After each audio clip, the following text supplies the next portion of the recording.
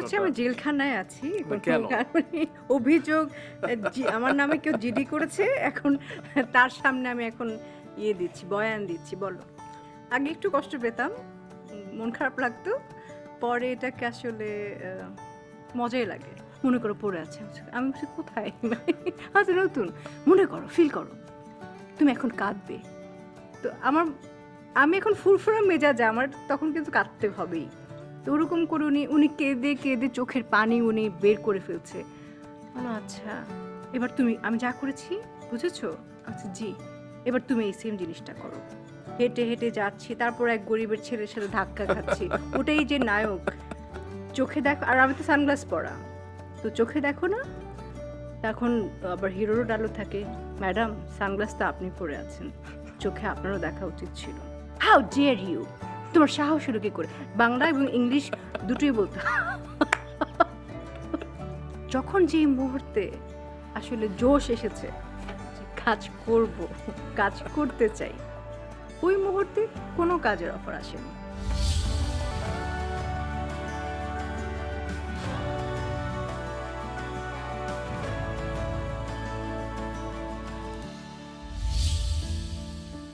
লাল, নীল, বেগুনি সব রঙের উপরে যে রঙটা সবচেয়ে গভীর তা হলো অনুভূতির রং আর সেই রঙে রাঙানো একটি নাম পূর্ণিমা তিনি যখন হাসেন মনে হয় আকাশে পূর্ণিমার চাঁদ ওঠে তিনি যখন নীরব থাকেন মনে হয় হাজারো হৃদয় কথা বলে তার নাম শুনলে লাখো কোটি ভক্তদের হৃদয় এখনও থমকে যায় বলতে ইচ্ছে হয় ঠিক মনের মাঝে তুমি এখনও আছো ডিয়ার ভিউয়ার্স অ্যান্ড লিসেনার্স আজ আমার বিহাইন্ড দ্য ফেম উইথ আর স্টুডিও অনেক বেশি আলোকিত কারণ আজ আমার অতিথি শুধু একজন তারকা নন তিনি এক টুকরো পূর্ণিমার আলো দিলারা হানিফ পূর্ণিমা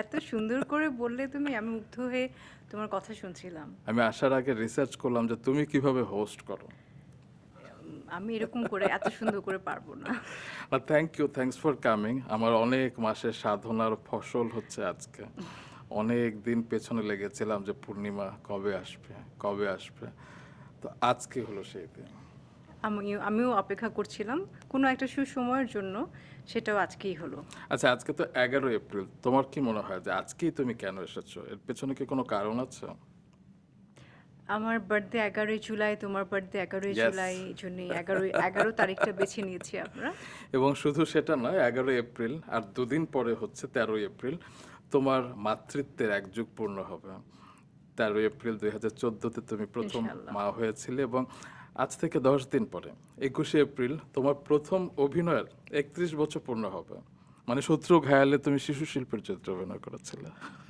ও বাবা আমি মানে মিলাতে পারছি না ও কোন ইনফরমেশনটা দিচ্ছে আর তোমার শেষ ছবি বড় পর্দায় কোনটি মুক্তি পেয়েছিল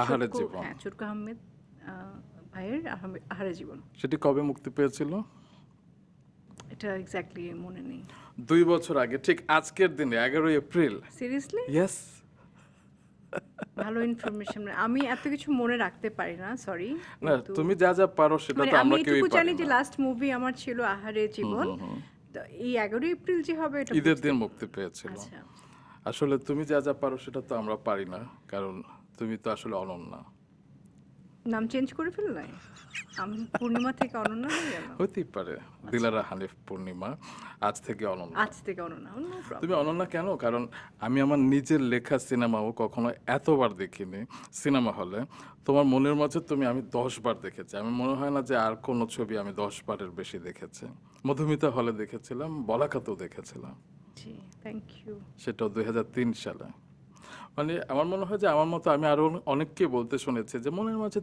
আমি এতবার দেখেছি কেউ একবার বোধহয় দেখেনি এটা এটা আমিও শুনেছি মানে প্রথম একবার গিয়ে যারা মনের মাঝে তুমি ছবিটি দেখেছে তারপর সবাই গিয়ে সাজেশন দিয়েছে মানে এটা দেখতেই হবে চলো এবং আমার মনে হয় ওই মনের মাঝে তুমি একটাই ছবি যারা সিনেমা হলে যাওয়া বন্ধ করে দিয়েছিলেন তারা পর্যন্ত গিয়ে ছবিটি দেখেছেন ফুল ফ্যামিলি নিয়ে দেখার মতন একটা ছবি একদম শুধু সাধারণ মানুষ নয় অসাধারণ কিছু মানুষও দেখেছেন আমাদের বর্তমান মাননীয় প্রধানমন্ত্রী শ্রদ্ধেয় তারেক রহমান, তিনিও নাকি দেখেছিলেন এবং তিনিও নাকি তোমাকে একটি চিঠি পাঠিয়েছিলেন।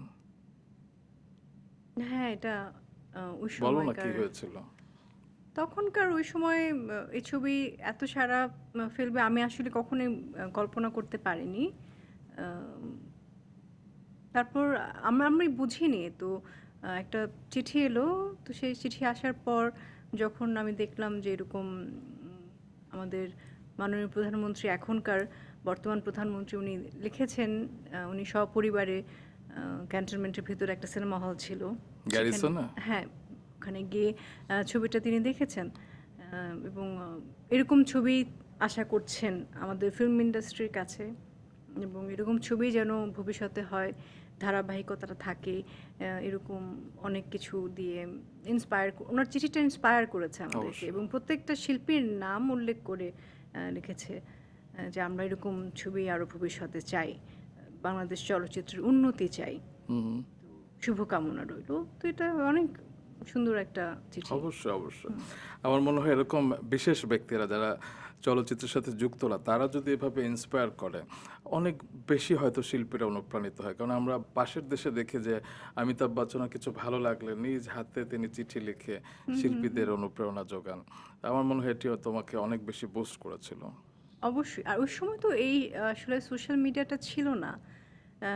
সোশ্যাল মিডিয়া ছিল না, কাউকে বলার ছিল তখনকার যে জার্নালিস্টরা ছিলেন যারা লিখতেন তাদেরকে আমি বলেছিলাম যে আমার কাছে চিঠি, আমি না, তখন আসলে আমার মা বেশি কথা বলতেন আমার হয়ে, সাংবাদিকদের সাথে আমার মা কথা বলতেন এবং আমার ওনার মনে আছে। উনি অনেক এক্সাইটেড হয়ে উনি সবাইকে জানিয়েছেন এবং যারা বাসায় আসতো উনি চিঠিটা খুলে দেখাতেন। আচ্ছা, সেই সময়টা একটু রিক্যাপ করি। মানে সাংবাদিকরা এসে যখন তোমাকে প্রশ্ন করতো যে পূর্ণিমা তোমার হাতে এখন কটা ছবি আছে, কি উত্তর দিত? আমি তো অনেক আমি অনেক দুষ্টু তো। আম, আমি তখন বলতাম আমার হাত তো খালি, কোথায় ছবি? আচ্ছা, আরে সিনেমা মুভি মুভি হাতে কটা আছে? আচ্ছা, গুনতে হবে। ও, মানে খুব সরাসরি অ্যান্সার করতামই না। আর হাতে ছবি আছে কটা, আমি হাত দেখতাম, কই আমার হাত তো খালি। মানে তুমি ছোটবেলা থেকে অনেক দুষ্ট। আমি একটু দুষ্টু, একটু। সেটা দর্শকরা এখন বোঝে, তুমি উপস্থাপনা শুরু করার পর থেকে দর্শকরা বোঝে যে এই মেয়েটি এত দুষ্ট এবং তুমি যেখানেই যাও সবাই ভাবে কি খুব ধামাকা, অনেক মজা হবে। তো তুমি যদি একটু গোমরা থাকো সবাই ভাবে যে কি পূর্ণিমা এরকম। মাঝে মাঝে ওই যে ভেতর মানে মন মেজাজ খারাপ থাকলে কোনো শোতে অনেক সময় একটু সিরিয়াস কথা বলার সময় না আমি মুখটা গোমড়া হয়ে আসে। তো তখন অনেকে আবার জিজ্ঞেস করে, আচ্ছা আপু আপু ওই দিন কি আপনার মন মেজাজ খারাপ ছিল কোনো কিংবা কারণে তুমি শিখছিলে কিনা। বা শিখছিলাম কি না? আর থাকে আশেপাশে এনভায়রনমেন্ট মিলে অনেক সময় ভেতর থেকে দেখা গেলো আমি মন খারাপ, তো এটা আমার ফেস চলে আসে। তো এখন যেরকম হাসি মুখে কথা বলার অনেক চেষ্টা করছি, বলছি যাতে আমাকে গোমরা মুখে বা মন খারাপ না হয়, যদিও মন খারাপ লাগছে ও, না। মানে তোমার আমার সামনে আসার জন্য চেষ্টা করতে হয়। চেষ্টা করছি না, মানে এখন আসছে, তোমাকে দেখে তো এমনি ভালো লাগছে। আমি প্রথমে বলেছি তোমাকে দেখতে আজকে খুব সুন্দর হ্যান্ডসাম ওফ লাগছে ওফ ওফ ওফ। এবং তোমার কাছে আমাকে খুব ম্লান লাগছে কেন জানি। আচ্ছা, তোমাকে সবাই এনসিপি বলে কেন? আমি জানি না তো, তুমি কি এনসিপিতে জয়েন করেছো? আমি তোমার মুখ থেকে শুনলাম এটা, এটা মানে কি? এর মানে হচ্ছে ন্যাশনাল ক্রাশ পূর্ণিমা, ও এনসিপি। আচ্ছা, এই জন্যই বললাম আমি জানি না। তোমাকে ন্যাশনাল, এই যে জাতীয় ক্রাশ বলা হয়, হ্যাঁ, মানে তোমার নিশ্চয়ই ভালো লাগে। অবশ্যই। কিন্তু এটা যখন বলা হয় যে আমার বাবাও আপনার ভক্ত ছিল, আমিও ভক্ত, আমার ছেলেও ভক্ত, এইটা শুনে কেমন লাগে? আরো বেশি ভালো লাগে। মানে তুমি কি এত বয়স্ক? এটা আসলে অডিয়েন্সরা কেন জানি মনে করে আমি অনেক বয়স্ক, বা তুমিও এখন বললে, মানে আমি তো মনে তোমার করি কাছে না। কি মনে হয় আমি কি বয়স্ক কিনা? শোনো, বয়সটা হচ্ছে একটা নাম্বার, হ্যাঁ। তোমাকে আমি যখন শুরু থেকে দেখেছি এবং এখন, এবং আমি নিশ্চিত ভবিষ্যতে তুমি একই রকম ভাবে থাকবে, কারণ তোমার মনের বয়সটা সুইট 16, সেটা থাকবে সবসময়। আমি জানি না, যারাই বলছে ওই যে বাবার ক্রাশ, বাবার ক্রাশ, দাদার ক্রাশ, বাবার ক্রাশ, এখন আমার ছেলের ক্রাশ, God! এরকম মানে এরকম অনেক কমন কিছু কমেন্টস শুনি, দেখি, ভালো লাগে, এনজয় করি আমি। বাহ।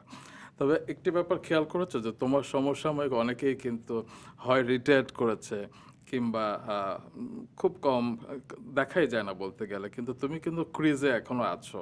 কিছু না কিছু ভাবে তুমি কিন্তু নিজের অবস্থানটা ধরে রেখেছো। হয়তো সিনেমাতে খুব একটা পাই না তোমাকে, কিন্তু সেটা মডেলিং হোক কিংবা উপস্থাপনা হোক কিংবা কোনো শো হোক, তোমাকে পাই। সেজন্য সবার পক্ষ থেকে তোমাকে থ্যাঙ্কস। এবং সেই কারণে খুব সম্ভবত বাংলাদেশের সব নায়িকাদের মধ্য থেকে আই থিঙ্ক তোমার সেকেন্ড হায়েস্ট ফলোয়ার রয়েছে, 10 মিলিয়ন ফলোয়ার। কিভাবে সম্ভব? মানে এখনো এত সাফল্য জনপ্রিয়তা ধরে রেখেছো কিভাবে? সিক্রেটটা কি? অন্যদেরকে একটু টিপস দাও। তুমি মানে প্রশ্নটাই তো আমি বুঝিনি, সবাই রিটায়ার্ড মানে তুমি কি চাচ্ছ আমি রিটায়ার্ড হয়ে যাই? না না, সেটা অবশ্যই চাই না। আমি বলেছি যে তুমি যে তোমার সাফল্যটা ধরে রেখেছো, তোমার পেছনে আছে 10 মিলিয়ন ফলোয়ার্স। হ্যাঁ, এই ফলোয়ার্সটা কিভাবে তোমার তুমি অ্যাচিভ করেছো? এই সিক্রেটটা এটা বলো আমি যাতে অন্যরাও এটা অর্জন আমি করতে জানি পারে। না।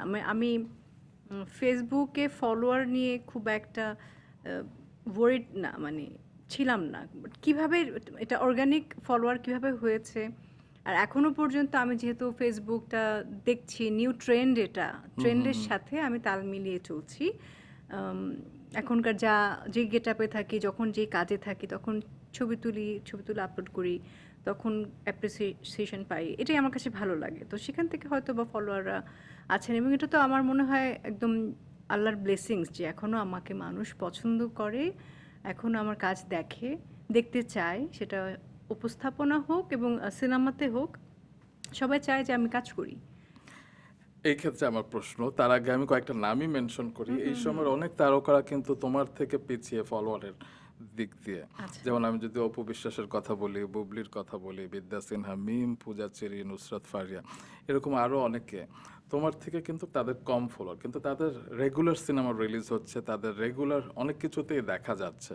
কিন্তু তুমি সিনেমাতে, আমি যেটা বলছিলাম, 2 বছর আগে তোমার সিনেমা মুক্তি পেয়েছে, কিংবা তুমি সেই অর্থে কাজ করো না, তারপরে এত ফলোয়ার।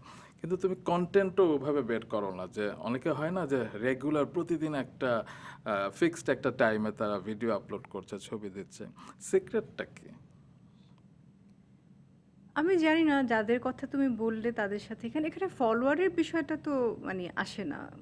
মানে ফেসবুক, ফলোয়ার সোশ্যাল, অর্গানিক্যালি হয়। মানে সোশ্যাল মিডিয়ার ফলোয়ার আর হচ্ছে সিনেমার দর্শক, দুটো কিন্তু দুই জিনিস। জি। আর এখনকার ট্রেন্ডে যারা আছেন, কাজ করছেন, প্রত্যেকের নাম যাদের বললে তারা তারা সেই কাজগুলো পাচ্ছে, অফার পাচ্ছে, ভালো কাজ পাচ্ছে, তারা কাজ করছে।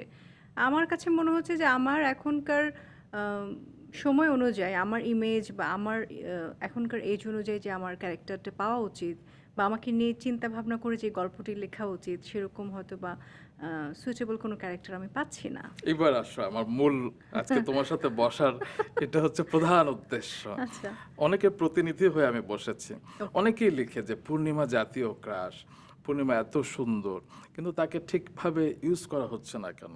এক অংশ নির্মাতাদের দোষ দেয়, আবার আরেক অংশ বলে যে পূর্ণিমা ও তো দেশেই থাকে না, কিংবা ওকে তো রিচই করা যায় না, কিংবা ও তো করবে না, ওর কেউ কেউ এমনও বলে যে ওর তো ভাব বেশি আর কি।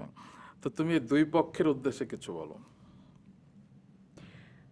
প্রথমত সবাই ভাবে যে আমি দেশের বাইরে থাকি, কারণ আমার যে ওই যে বললে ফেসবুক কন্টেন্ট না, পিকচারগুলো বেশিরভাগ দেশের বাইরে দেয়া হয়, তো তখন ভাবে যে আমি একবারে হয়তো বা দেশের বাইরে চলে গেছি বা ওখানেই থাকি, সো ওনাকে রিচ করে পাওয়া যাবে না। এটা একটা ভুল ধারণা।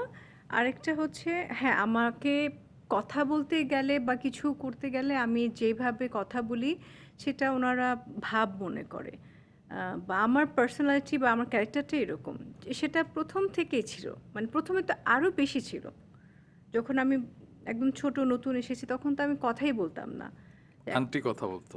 হ্যাঁ, এবং কথা বলতে হয় কি করে একজন মানুষের সাথে সুন্দরভাবে, আগে পিছে, মানে ফার্স্ট থেকে শুরু করে এন্ডিংটা কিভাবে করতে হবে সেটাও আমি জানতাম না।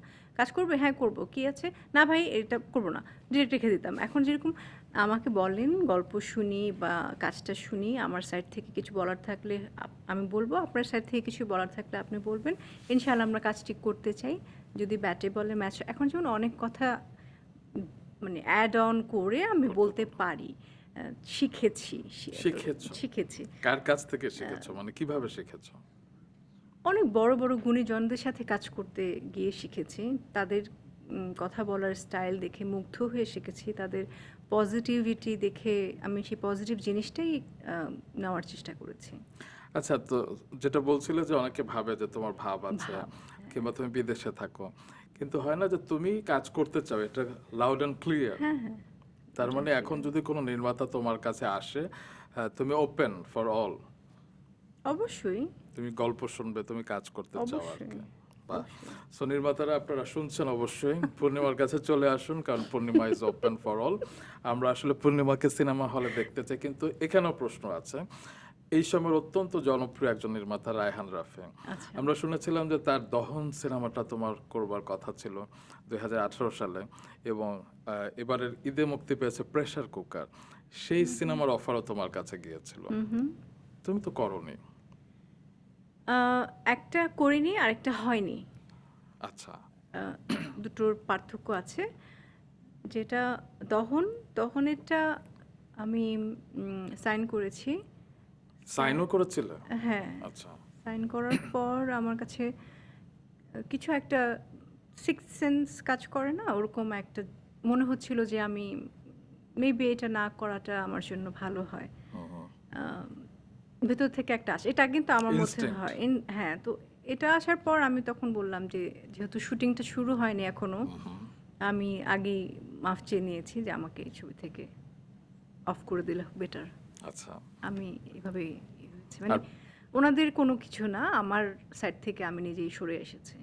আর প্রেসার কুকার? প্রেসার কুকারে যখন আসলো, আমি তো আসলে তখন জানতাম না যে প্রেসার কুকার নাকি। বললো আমাদের একটা ছবি করছি, সেখানে একটা ক্যারেক্টার আছে, আরও অনেক শিল্পী আছেন, আপনার জন্য একটা ক্যারেক্টার আছে। তো যেই টাইমটাই বলেছে ওই টাইমটা আমার উমরায় যাওয়ার কথা। তো আমি বলেছি আমি উমরা থেকে এই সময় আসবো, আপনি যদি আমাকেই চান ডেট পিছাতে পারেন তাহলে আমি করে দিতে পারবো। উনি বললেন না, মানে ওনার ওই ডেটই লাগবে। এখন আমি তো আর পারবো না, আমি উমরা চলে গিয়েছিলাম। আচ্ছা, তবে তোমাকে আমি কিছুদিন আগে তোমার বাসায় গিয়েছিলাম, আমার সৌভাগ্য হয়েছিল তোমার সাথে ইফতার করবার। হ্যাঁ, আমার না একটা ফিল হচ্ছে যে তোমার যেরকম ভেতর থেকে ইনস্টিংক্ট হয়, আমার ফিল হচ্ছে কি তুমি নিজেকে অনেক বদলে ফেলেছো, এবং তুমি আগের থেকে অনেক কাম, আগের থেকে অনেক কম্পোস্ট, এবং আগের থেকে অনেক গোছানো তুমি ছিলে, আরো বেশি গোছানো হয়েছো, এবং এখন তুমি আরো দুর্দান্ত সব কাজ আমাদেরকে দিতে পারবে। এটা হয়তো বা তোমার ব্যক্তিগত মতামত। আমি জানি না আমি কতটুকু গোছানো বা কতটুকু কি ভালো কাজ দিতে পারবো কিনা, সেটা আসলে ডিপেন্ড করবে কাজের অফার যেটা আসবে, কাজটা কিভাবে আসলে নির্মাণ করা হবে সব কিছুর উপর। আমি ভালো কিছু দিচ্ছি, কিন্তু কিছু থাকে না, ক্যামেরার কাজ ভালো হচ্ছে না, পোস্ট প্রোডাকশনের কাজ ভালো হচ্ছে না, তা আমি ভালো অভিনয় দিয়েও তো আমি হতে পারবো না। বাহ। আচ্ছা, এই যে বললে যে তুমি কথা শিখেছো কিছু গুরুজনদের দেখে কিংবা ইন্সপিরেশনাল কিছু মানুষদের দেখে, আমাকে দু একটা টিপস দিয়ে যাও না। কি তোমাকে দিতে হবে টিপস? আমি তো এই দুঃসাহস আমার নেই। তুমি অনেক আমার প্লিজ, চাইতে অনেক বেশি ভালো জানো। তুমি ফিল্ম স্ক্রিপ্ট রাইটার, তুমি অনেক তো কিছু লেখো, এবং তোমার যে আর তুমি ন্যাশনাল অ্যাওয়ার্ড উইনিং না, ফিল্ম তোমার যে অ্যাক্ট্রেস। লেখনি, তোমার স্ট্যাটাস যে পড়ো, তুমি যে একটা মুভি দেখে রিভিউ দাও, তো তোমাকে আমি টিপস দেব, তুমি আমাকে টিপস দাও যে আমাকে আরো কিভাবে আচ্ছা, যাই হোক, সুন্দর উত্তর করে পাবো না কথা আমি জানি। না, কিভাবে আরো সুন্দর করে সাবলীল ভাবে আমি কথা বলতে পারি, তুমি আমাকে শেখাও। আচ্ছা, অনেকে কিন্তু বলে যে আমরা যদি একসাথে কোনো হোস্টিং করি কোনো প্রোগ্রাম, সেটা নাকি অনেক ফাটাফাটি হবে। দেখি ফাটে কিনা। আচ্ছা, যেটা হয় যে কিছু কমন প্রশ্ন করি, যেটা অনেকেই করতে চায় কিংবা জানতে চায়, যে তুমি তো নিশ্চয়ই 40 ক্রস করেছো, 40-কে তুমি কিভাবে এমব্রেস করেছো? কারণ যেটা বলে না যে 40 ইজ আ নিউ 20। 40 মানে হচ্ছে নিউ লাইফ শুরু হয়েছে। 40 থেকে নিউ লাইফ শুরু হয় অ্যাকচুয়ালি। একদম। তো এই 40-তে আসার পরে যে পরিপূর্ণতা থাকে একটা মানুষের মধ্যে, সেই ফিলটা আমি মানে পাচ্ছো। পাচ্ছি। এবং সেটাই বললাম যে এখন এই সময় এসে যদি কেউ, একটা মানুষ অভিজ্ঞ হওয়ার পরেই কিন্তু, ধরে নাও আমি বলছি যে একজন ডক্টর কিন্তু অনেক পড়াশোনা করে এসে তারপরে কিন্তু অনেক কিছু প্রফেসর, এমবিবিএস প্রফেসর, জি, জি। অনেক কিছু, এফসিপিএস। হ্যাঁ অনেক কিছু তাদেরকে ট্রেনিং নিতে হয়, তখনই কিন্তু এই সব বিশেষণগুলো, আসে। ডিগ্রিগুলো আসে। তো এই ফিল্ম জগতে 40-তে আসা মানে হচ্ছে যে আমি দেখতে দেখতে দেখতে এবং মানুষের সাথে কাজ করতে করতে গুণীজনদের সাথে হোক যাদের সাথেই হোক আমি শিখেছি।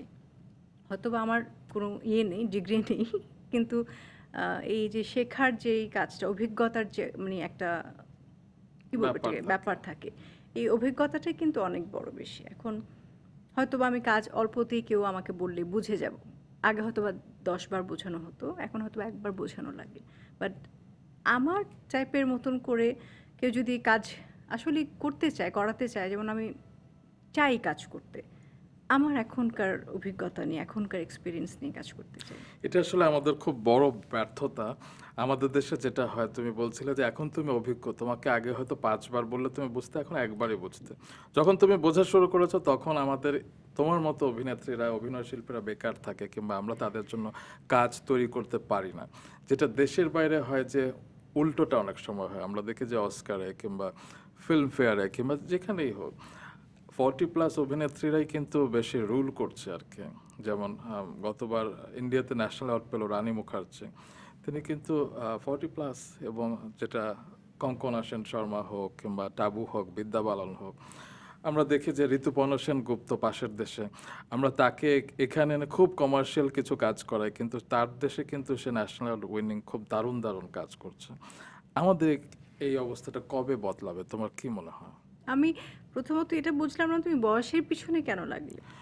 বয়সের পেছনে এই কারণে লাগলাম, তুমিই বলে দিয়েছো উত্তরটা, যে বয়স মানে কি, তুমি অভিজ্ঞতা লব্ধ হয়েছো, তুমি আস্তে আস্তে শিখেছো, কিন্তু যখন বয়স হয়েছে তখনই হচ্ছে গিয়ে কাজ এখন ওই আমরা যে আমাকে বোঝানোর মতন সেই মানুষটাও তো থাকতে হবে আমাকে।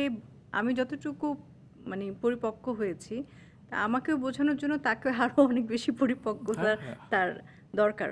হুম, হুম। এখন হতে পারে সে ছোট আমার চেয়ে বয়সে, কিন্তু তার জ্ঞান অর্জন থাকতে পারে, সে আরো অনেক কিছু কাজ করে তার অভিজ্ঞতা থাকতে পারে।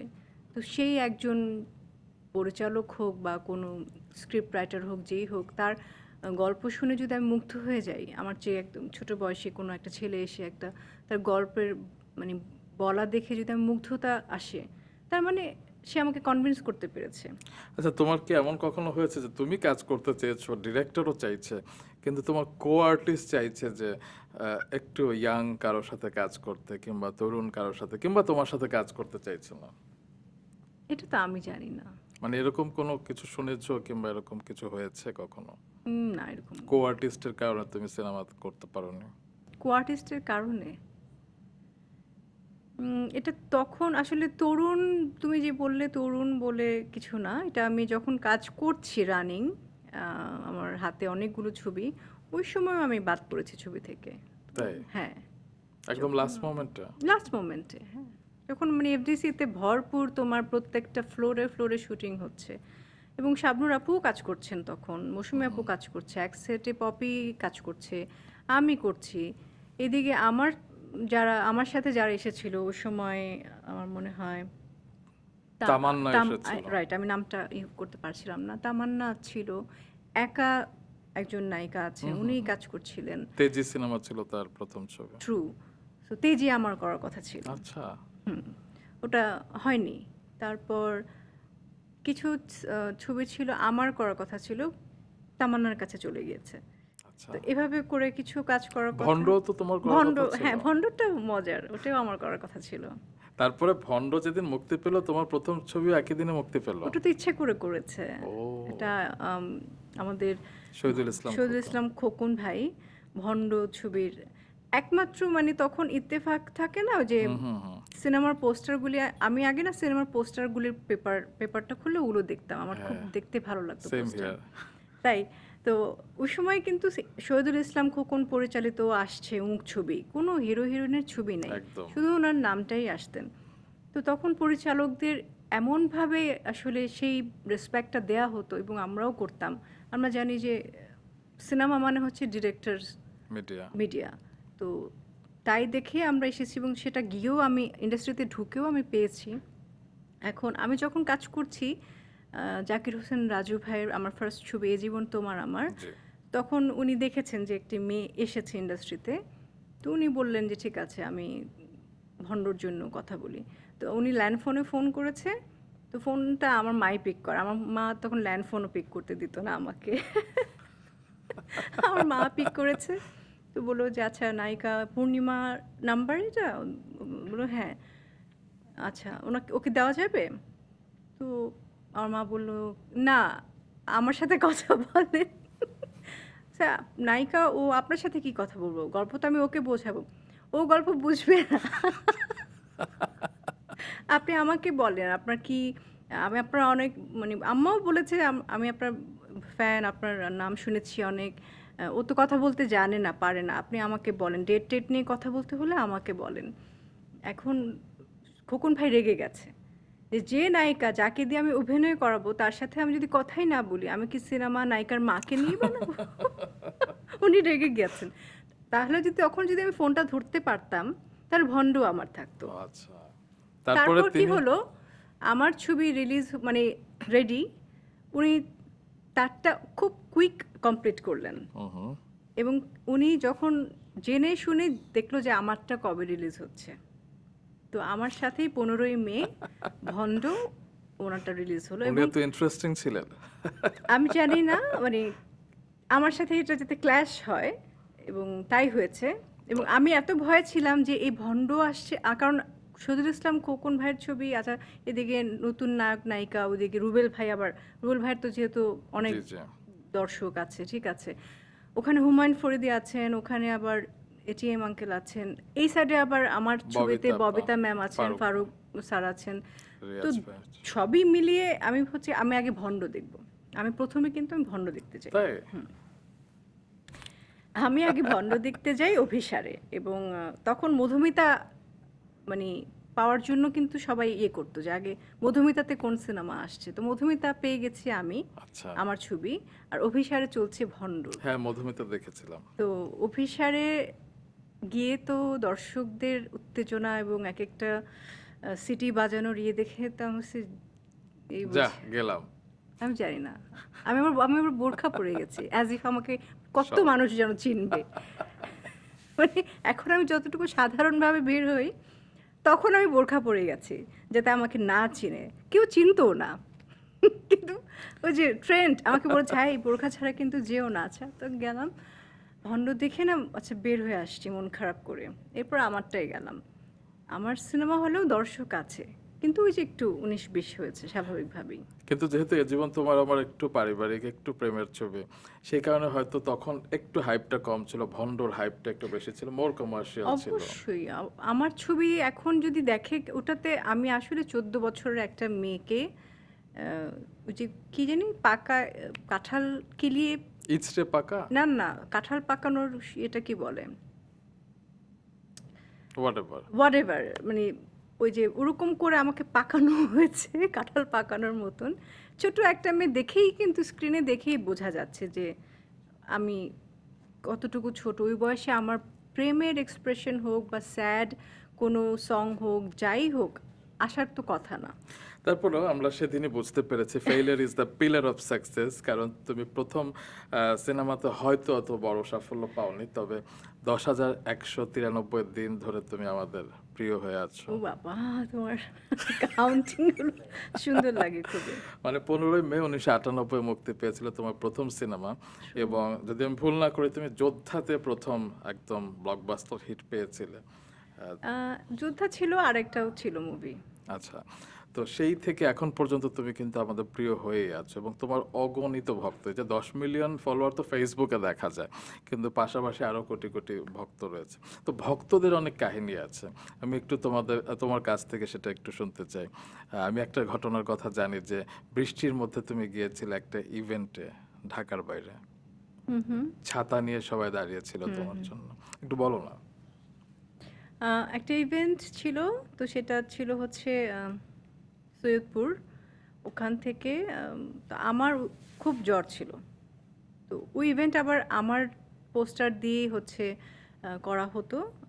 টিকিট সেল করে সবাই আসতেন ওই ইভেন্টটাতে। তো যেহেতু আমি একা আর্টিস্ট, এবং আমি এসে আমার 20 থেকে 30 মিনিটসের ছোটোখাটো পারফরমেন্স থাকতো, দর্শকদের সাথে কথা বলতাম। তো ওই ইভেন্টগুলো এরকম টাইপের ছিল। আচ্ছা।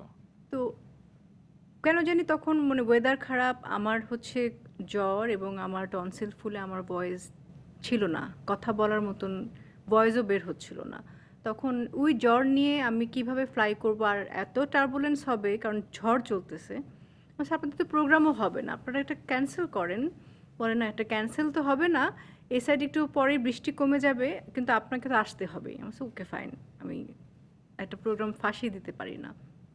তারপর গেলাম, ফ্লাই করলাম। ও বাবা, মানে ওই দিনে পারলে মরে যাই, এত টার্বুলেন্স ছিল। পৌঁছালাম, ওখানে রেডি হলাম, আরও বৃষ্টি বাড়লো। তবে সে এবার গেল। আপনাদেরকে আমি আগেই বলেছিলাম যে এখানে হবে না। বললো আপনি বিশ্বাস করবেন না, আমরা সাউন্ডের কানেকশন দিতে পারছি না, পানি জমে গেছে, কারণ যেহেতু ইলেকট্রিক অনেক কিছু দিতে হয়, কিন্তু কোনো দর্শক নড়ছে না ওখান থেকে।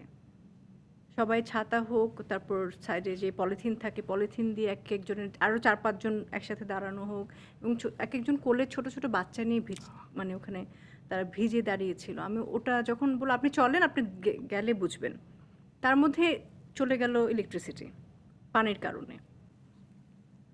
আমি কিছুই দেখতে পাচ্ছি না। আমার গাড়িটা একদম স্টেজ পর্যন্ত নিল, তারপর হচ্ছে ওখানে আমার সব লেহেঙ্গা ভিজে যাচ্ছে। গেলাম, সবার ফোনের লাইট অন করা, আর আমি ওখান থেকে মাইক তো নাই, চিল্লাই বলতে হচ্ছে যে আপনারা সবাই আপনাদের ফোনের লাইট অন করেন। তখন দেখি যে এতগুলো লাইট জ্বলে গেল, আর বাকি আমার যে টিম প্রত্যেকে তাদের ফোনের লাইট অন করে আমার দিকে দিয়ে রেখেছে, কারণ কোনো লাইট নেই ফেস যেটা লাইটটা আমাকে দিচ্ছে। তারা দেখতে পায়। তো দেখে তারা চিৎকার দিল, মানে ফাইনালি আমি তখন এত খারাপ লেগেছে, চোখে পানি চলে আসছিল যে আপনারা প্লিজ আর ভিজবেন না, অনুষ্ঠানটি দেখতেই পাচ্ছেন বৃষ্টির কারণে হচ্ছে না, ছোট ছোট বাচ্চাদেরকে কোলে নিয়ে আছেন আপনারা, আপনারা আপনাদের বাড়ি ফিরে যান, ঠান্ডা জ্বর লেগে যাবে। আমারও অলরেডি ঠান্ডা জ্বর, মানে আরও যতটুকু পেরেছি কথা বলতে, মানে ওটা ভুলার মতো না। আমার মনে হয় এই দৃশ্যগুলা কিছুটা খারাপ লাগলো, এই দৃশ্যগুলোর জন্য বেঁচে থাকে একজন শিল্পী, কারণ এটাই তো আসলে ভক্তদের নিঃস্বার্থ ভালোবাসা। রাইট। এরকম আরো ঘটনা নিশ্চয়ই আছে তোমার। আর মজার ঘটনা আছে যেমন? অনেক। যেমন আমি কাজ করছি, শুটিং করছি, আমাকে তখন সারা জাকের আন্টি ফোন করেন। তো উনি ফোন করেছে, আমি বলছি আমি সারা জাকের বলছি। বলছে হ্যাঁ, উনি কেন আমাকে ফোন করবে? আমি বলছি জি, আসসালামু আলাইকুম। আচ্ছা, তো উনি কয়েকটা এনজিও চালাতেন, তখন ওখানে এনজিও থেকে ওনাকে ফোন করেছে যে এরকম চিত্রনায়িকা পূর্ণিমা কি আছে, আপনি কি একটু বের করে দিতে পারবেন? তো সারা আন্টি তো তখন মানে কাজ ছেড়েই দিয়েছেন। আর আমাকে তখন উনি নাম্বার দিয়ে পেয়ে খুঁজে বের করেছেন, আমি সরাসরি কথা বলি, বুঝিয়ে বলি মেয়েটিকে। উনি ফোন করে বলেছে আম, আচ্ছা পূর্ণিমা, একটা এনজিও থেকে আমাদের এখানে ফোন এসেছে, একটি মেয়ে ও 3 তলা থেকে লাফ দিয়েছে। আহা। আচ্ছা, তা মানে কেন? আমি তো হচ্ছে মানে কেন, মানে এরকম প্রশ্ন, শর্ট শর্ট প্রশ্ন করতাম। মানে ও মনে হয় তোমার ভক্ত, বাকিটা ও এখন ওখানে ওকে সুস্থ করানো হয়েছে, ওর হাত একটা ইনজুর্ড হয়েছে, ওখানেই আছে, কিন্তু ও ফিরে যেতে চাচ্ছে না, ও সিলেটে থাকে, সিলেটে বাড়ি মেয়েটার। এখন এনজিওর মেয়েরা তো সুস্থ হওয়ার পরে ওখান থেকে ওকে বাড়িতে ফেরাতে যাচ্ছে। বললো না, আমি ওকে পূর্ণিমাকে না দেখে আমি যাব না, তো তুমি একটু ওখানে গেলে মেয়েটির সাথে কথা বললে মেবি ও ওর বাবা মার কাছেও ফিরে যাবে। আমি বললাম হ্যাঁ, আমি অবশ্যই যাব, কারণ এটা তো আমার কাছে একটা দায়িত্ব। মানে অবাক করার মতন ঘটনা যে আমার জন্য কেউ ছাদ মানে ইয়ে থেকে লাফ দিবে, বারান্দা থেকে লাফ দিবে। তাই আমি গেলাম, গিয়ে বসলাম, বসে মানে আই উইশ এই সময়টা থাকতো যে আমার পিছনে 3-4টা ইউটিউবার ক্যামেরাম্যান নিয়ে আমি ঢুকছি, মেয়েটির এক্সপ্রেশনটা রেকর্ড করতে ছিল না, কেউই ছিল না। আমি ঢুকলাম, বসে আছি, তারপর মেয়েটি আসলো, এসে আমাকে দেখে ওর হাতে গোলাপ ফুল নিয়েও রেডি ছিল, ও জড়িয়ে ধরে যে কান্না। তারপর আমি ওকে আদর করছি, থাক কান্না কেন করছে আপনি পূর্ণিমা, আমাকে এভাবে ধরছে, গায়ে হাত দিয়ে ধরছে, গালে এভাবে ধরছে, বলছে হ্যাঁ, আর আমি ওকে ধরছি। তারপর ও আপনার জন্য ফুল, আচ্ছা হ্যাঁ থ্যাংক ইউ। কী হয়েছে তোমার হাতে, কি হয়েছে, কেন তুমি লাফ দিয়েছো?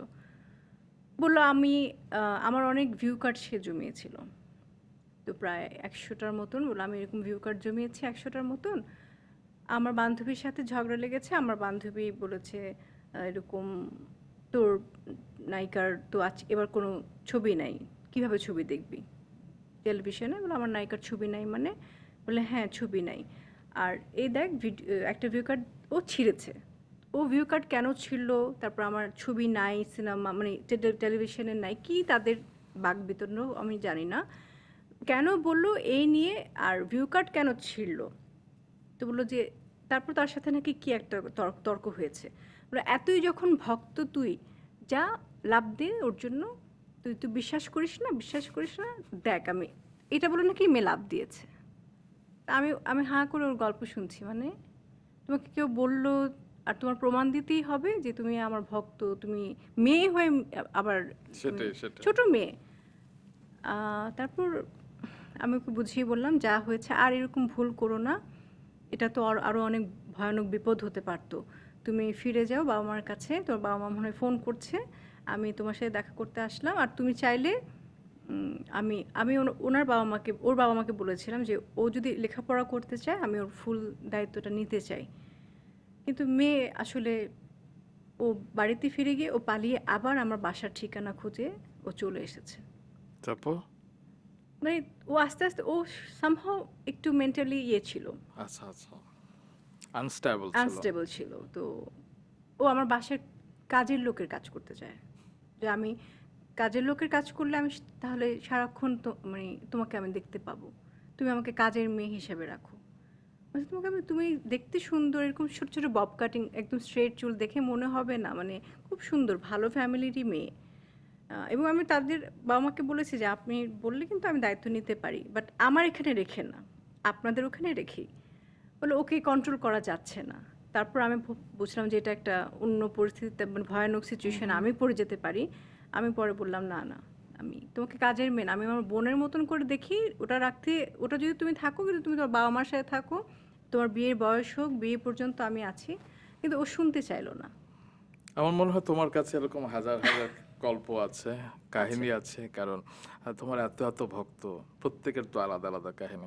তুমি যখন বিদেশে গিয়েছো, শ্রমিকদের কাছ থেকেও নিশ্চয়ই এরকমই রেসপন্স পেয়েছো। আমি একটি ভিডিও দেখেছি কিছুদিন আগে, একটা ছোট্ট ছেলের সাথে তুমি কথা বলছিলে একটা ভিডিওতে।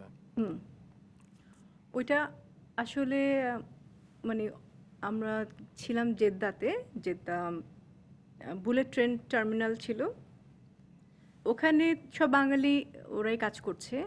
তো ও আমরা যখন দেখছি আমরা বাংলা ভাষায় কথা বলছি, তো ও বললো যে ও সিটে বসেছিল, তখন বললো আপনারা বাংলাদেশ থেকে আসছেন, আপনি বসেন।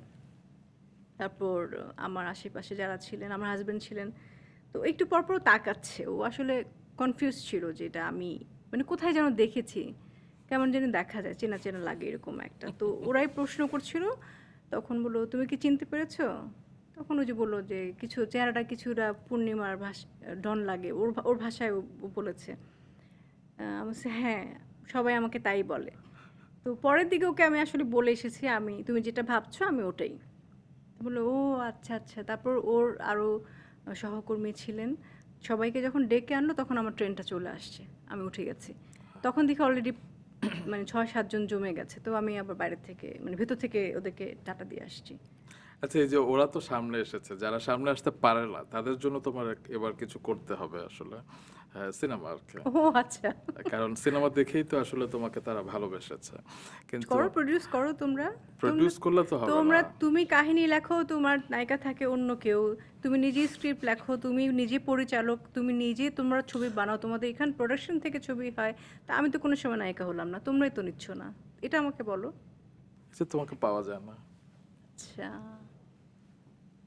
আচ্ছা, তুমি কি মনে করো যে তুমি কোনো গ্রুপিং কিংবা লবিং কিংবা সিন্ডিকেটের শিকার, কিংবা হয় না যে আজকাল অনেক আর্টিস্ট বলে যে রেগুলার কারোর সাথে গ্রুপে না চললে আসলে অনেক সময় অনেকের গুড বুকে থাকা যায় না, তোমার কি মনে হয়? আমি এই ট্রেন্ডটা জানি না, এটা আমার কাছে নতুন, আমি শুনেছি, কিন্তু এই ট্রেন্ড আমিও জানিও না, পারবো কিনা জানি না, গুড বুকে থাকতে পারবো কিনা। আচ্ছা, তুমি তো সবসময় নায়িকা হয়েছিলে, কখনো হয় না ক্যারেক্টার আর্টিস্ট? ক্যারেক্টার আর্টিস্ট হওয়ার কোনো প্ল্যান আছে? যে আমি কোনো, যেমন মৌসুমী আপাকে অনেক আগে দেখেছিলাম যে ইতিহাস সিনেমায় কাজী মারুফের বোনের ক্যারেক্টার করছে, তো সেরকম তুমি যদি ওরকম প্রপার, আমি প্রপার বলছি, শুধু এক সিন দুই সিন কিংবা অপ্রধান চরিত্র কেন, বলছি আমিও না। তো বোনের ক্যারেক্টার করেছি, আমিন খানের বোনের ক্যারেক্টার করেছি। তার একদিন পরে ওনার সাথে নায়িকার অভিনয় করেছি। মায়ের ক্যারেক্টার যদি অফার পাও তুমি সেরকম প্রপার কিছু? উম, এখনই মানে তুমি কি বলতে চাচ্ছ, এখনই আমাকে মায়ের ক্যারেক্টার অফার করবে? হতেই পারে, ইয়াং মা। ইয়াং মা, মায়ের ক্যারেক্টার করবো কিনা আমি জানি না, এটা আচ্ছা। আমি কখনো ভাবিনি। ওকে, বাহ। তো এখন হচ্ছে কি আমি কয়েকটা অভিযোগ নিয়ে কথা বলতে চাই, যদি তুমি অভয় দাও আর কি। অভিযোগ না ঠিক, তুমি আমার পডকাস্ট দেখেছো হয়তো দু একটা পর্ব এবং শুনেছো আর কি, আমাদের এখানে মৌ আপা এসেছিলেন এবং তাকে আমি মনে হচ্ছে আমি প্রশ্নটা জেলখানায় আছি কোনো কেন? কারণে। অভিযোগ আমার নামে কেউ জিডি করেছে, এখন তার সামনে আমি এখন বয়ান দিচ্ছি, বলো। কোনো জিডি না, কোনো অপ্রকাশিত কিছু না, কোনো হঠাৎ করে সারপ্রাইজিং কিছু না। মৌ আপাকে আমি প্রশ্ন করেছিলাম যে লাল নীল বেগুনি ধারাবাহিকের শুটিং এর সময় জাহিদ ভাইয়ের সাথে আসলে পূর্ণিমার কি হয়েছিল, আপনি নাকি পূর্ণিমাকে গিয়ে চর মেরেছিলেন, এরকম নিউজও এসেছিল বোধহয়, মানে আমি শুনেছিলাম আর কি। তখন উনি ওনার ব্যাখ্যাটা দিয়েছিলেন আর কি। এখন তোমার কাছ থেকে শুনি কি হয়েছিল। মানুষকে তখন নিউজ করতে হবে তাই করেছে। ওটাকে পত্রিকায় ছাপা হয়েছিল ওই ওটা সময়? হ্যাঁ পেপারে এসেছিল, আচ্ছা মানে খুব একটা ফেমাস পেপারে না, আচ্ছা। মানে আসার দরকার জাহেদ হাসান পূর্ণিমা, কারণ আমি তখন 100 কোনো নায়িকা মনে হয় সাহস নিয়ে 100 পর্বের সিরিয়ালে কেউ কাজ করে না। তাও বা মনের মাঝে তুমি পড়ে? না আগে, আচ্ছা এটা আগে।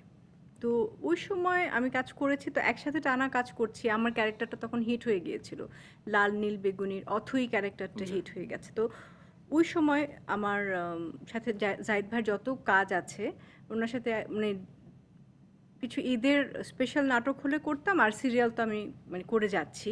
তো তখন আমার সাথে জাহিদ ভাইয়ের পরিবারের খুব ভালো একটা সম্পর্ক হয়, স্পেশালি মৌ আপুর সাথে। তো মৌ আপুর সাথে মানে জাহিদ ভাইয়ের সাথে যত কথা বলি বা কম বলি, মৌ আপুর সাথে আমার ডেইলি কথা হয় এবং আমার প্রতি সপ্তাহে একবার হলেও ওনার বাসায় যাওয়া হয়, আড্ডা দেওয়া হয়। তো আমরা আসলে তখন গেলাম কক্সবাজারে, এবং আমরা ঢাকা টু কক্সবাজার বাসে গেলাম, ফুল টিম, ফুল ইউনিট, যে বাসে যাচ্ছি। আর তখন পুষ্পিতা মানে জাহিদ ভাই মৌ আপুর মেয়ে, এখন তো বেশ অনেক বড় বড় হয়ে গেছে। মাশাআল্লাহ। তো পুষ্পিতা আমি ওকে সারাক্ষণ কোলে রাখছি, ওকে সারাক্ষণ আমি খাওয়াই দিচ্ছি আমার কোলে। আমি মৌ আপুর রুমে পুষ্পি ডাকি, আর পুষ্পি আমাকে ডাকতো মম। তো এই পুষ্পি মম ডাকতো আমাকে, এখনও ওর দেখলে মম ডাকে। তো নিউজটা আসার পরে সবার আগে অট্ট হাসিতে মৌ আপুই বললো যে এটা কী রে, কখন মারলাম তোকে আমি, আর মানে তুই জাহিদকে নিয়ে কি করছিস এরকম। আমি তো কিছুই পেলাম না, পারলে কিছু কর যা, আমি তো চাই। আমি বলছি, মানে মৌ আপু বাদ দেন, আমি তখন খুব শাই ফিল করলাম, মৌ আপু আপনিও না, বলে হ্যাঁ মানে কিছু করে একটা নিউজ হলে তাহলে একটু মারটার খেতি আমার হাতে, আমি বিশ্বাস করতাম। কিছু না করেই তুই চর খেলি, এটা কি করে হলো। মোয়াপ্পন নাকি তোমাকে দেখতে যাওয়ার কথা ছিল, পরে উনি রওনা দিচ্ছিল, অনেক লোকজন। আমরা একসাথে তো তখন, আমরা তো সেটে, মানে মৌ আচ্ছা। আপুর সহই তো আমরা কক্সবাজারে, তখনই নিউজ বের হয়েছে। না তুমি যখন ঢাকায় এসেছিলে তখন তোমাকে দেখতে যেতে চেয়েছিলেন, তো তখন আবার জাহিদ ভাই মানা করলো না, বাইরে হয়তো অনেক সাংবাদিক, তুমি এখন যেও না আর কি। তো তারপর উনি আর জানলি আর কি। আমি এটা এই ঘটনাটা মনে নেই আমার, আচ্ছা মানে আমাকে দেখতে যাওয়ার কথাটা বুঝিনি। আচ্ছা, মানে লোকজনের কথা শুনে যে পূর্ণিমা ভালো আছে কিনা। না না না, এরকম কিছু না। মানে আমার একবার হাত ভেঙেছিল, আমি পড়ে গিয়েছিলাম। ওইটাই। ওটা হচ্ছে তখন মোয়াপু আমাকে বলছিল যে আমি কি মোয়াপু আর জাহিদ ভাই তো, কিরে শোনা তোকে দেখতে আসবো, বল তুই কেমন আছিস আগে সেটা বল, তোর এখন কি অবস্থা। অবশ্য আমি আছি আপু, ভালো আছি। তো ওই সময় মেবি উনি আসতে চেয়েছিলেন, আপু আমি ঠিক আছি, কদিন পর আমি হাত ঠিক হলে আমি নিজেই দৌড় দিয়ে বাসে চলে আসবো, এরকম ছিল ঘটনাটা। আর আপুর সাইড থেকে যদি বলে যে হ্যাঁ উনি চেয়েছিলেন, দেখতে আসতে চেয়েছিলেন। এবার একটু শাবনূর মানে দুটো প্রসঙ্গে কিন্তু শুনি। দুই দুইটা, গল্প। okay. একটা আমি হাত ভেঙেছি পড়ে গিয়ে, তো ওটাই মনে হয় কিছু একটা দেখে টেখে যে আমাকে হয়তো মেরে মৌ আপু ফেলে দিয়েছে, মানে আমি জানি না এটা কে ছিল। তবে সমালোচনা কিন্তু ভালো দিক, হ্যাঁ একটু ট্রেন্ডে থাকা একটু যায়। ট্রেন্ডে থাকা যায়, মানে ওটা ওই সময় ওই ট্রেন্ডে তখন আমরা ছিলাম। তবে মোয়াপ্পা, জাহিদ ভাই এবং তুমি তিনজন এত গুড সোল, আমাদের খুব প্রিয় মানুষ। আমরা এখনো মানে দেখা ওটা মনে হয় মহাপুর লাস্ট বলেছিল হ্যাঁ, যে তুমি আমি সেরা রাঁধুনির প্রোগ্রামে গেস্ট হয়ে আমাদের জাহিদ ভাই। একটা এপিসোডে জাহিদ ভাই আসেন, এবং আসার পর জাহিদ ভাইকে দেখলাম, আমি পা থেকে মাথা পর্যন্ত দেখলাম। দেখার পর বলছি, জাহিদ ভাই আপনি একটু শরীরটা খেয়াল রাখবেন না নিজের? এক্ষুনি ফোন দিচ্ছি। আপু কিভাবে পারেন এই লোকটাকে সহ্য করেন কি করে? বল, তুই বল কিভাবে সহ্য করি, এবার বুঝ তুই। বলছে, থাক, সহ্য যখন করেই ফেলেছেন এত বছর, আর বাকি জীবনটা পার করে দিন। আচ্ছা, মৌ আপাকে নিয়ে তো ব্যাখ্যা পেলাম, এবং শাবনূরকে নিয়ে কিছু বলো। কি বলবো আপুকে নিয়ে? তোমরা নাকি অনেক রাইভাল ছিলে এবং তোমরা একে অপরকে সহ্যই করতে পারতে না। এখন তোমরা অস্ট্রেলিয়া গিয়ে দেখা করো, সেটাও কেউ বিশ্বাস করে না, যে এগুলো তো সব লোক দেখানো। যখন এদের টাইম ছিল তখন তো এরা সব। কখনোই তো এরকম হয়নি। ওটা ভাবতো, ওটাও কিন্তু একটা যে গুজব টাইপের ছিল। আচ্ছা, ওটা ভাবতো, ওটা বানাতো, ওটা পত্রিকায় আসতো। তো ডোন্ট সে যে তোমরা অনেক ফ্রেন্ড ছিলে, তোমাদের মধ্যে অনেক মিল আপুর সাথে মহব্বত ছিল। ফ্রেন্ডশিপ করার মতন ওটা তো আসতোই, ওই ভয়টা কাজ করতো যে শাবনূর আপু এত সিনিয়র একজন মানুষ, এত গুণী একজন অভিনেত্রী, ফ্রেন্ডশিপ বন্ডিং কিভাবে হবে? আমি তো ওভাবে কাজ করিনি। কিন্তু হয় না, তোমরা সমসাময়িক ছিলে আর কি, সে সময় আর কি টপ নায়িকাদের মধ্যেই তোমরা ছিলে। তো ছিলাম। সিনেমা, বেশিরভাগ রোমান্টিক সিনেমা তার কাছেই চলে যেত। হ্যাঁ, তো তোমার ভিতরে নিশ্চয়ই, তোমার বয়স কম ছিল, একটু খারাপ লাগার কথা। তারপর তোমাদের নায়করা একই রকম ছিল। তোমার রিয়াজ ভাইয়ের সাথে শুরু হওয়ার পরেই বোধহয় শাবনূর আপা রিয়াজ ভাইয়ের সাথে কাজ করাচ্ছে কিনা। না, আগে শাবনূর আপুর সাথে রিয়াজ কাজ করছিলেন, ছবি সাইন মন করেছিলেন মানে না মন প্রথম মন কাজ মানে না। করলে। তো মন মানে নার কাজ চলাকালীন অবস্থায় আমি তখনই ঢুকলাম। আচ্ছা, এটাও সুন্দর একটা কাহিনী আছে। ওই যে বললাম, এই ছবিটা শাবনূর আপুরেরই ছবি ছিল, এই জীবন কোনটা তোমার আমার। তাই?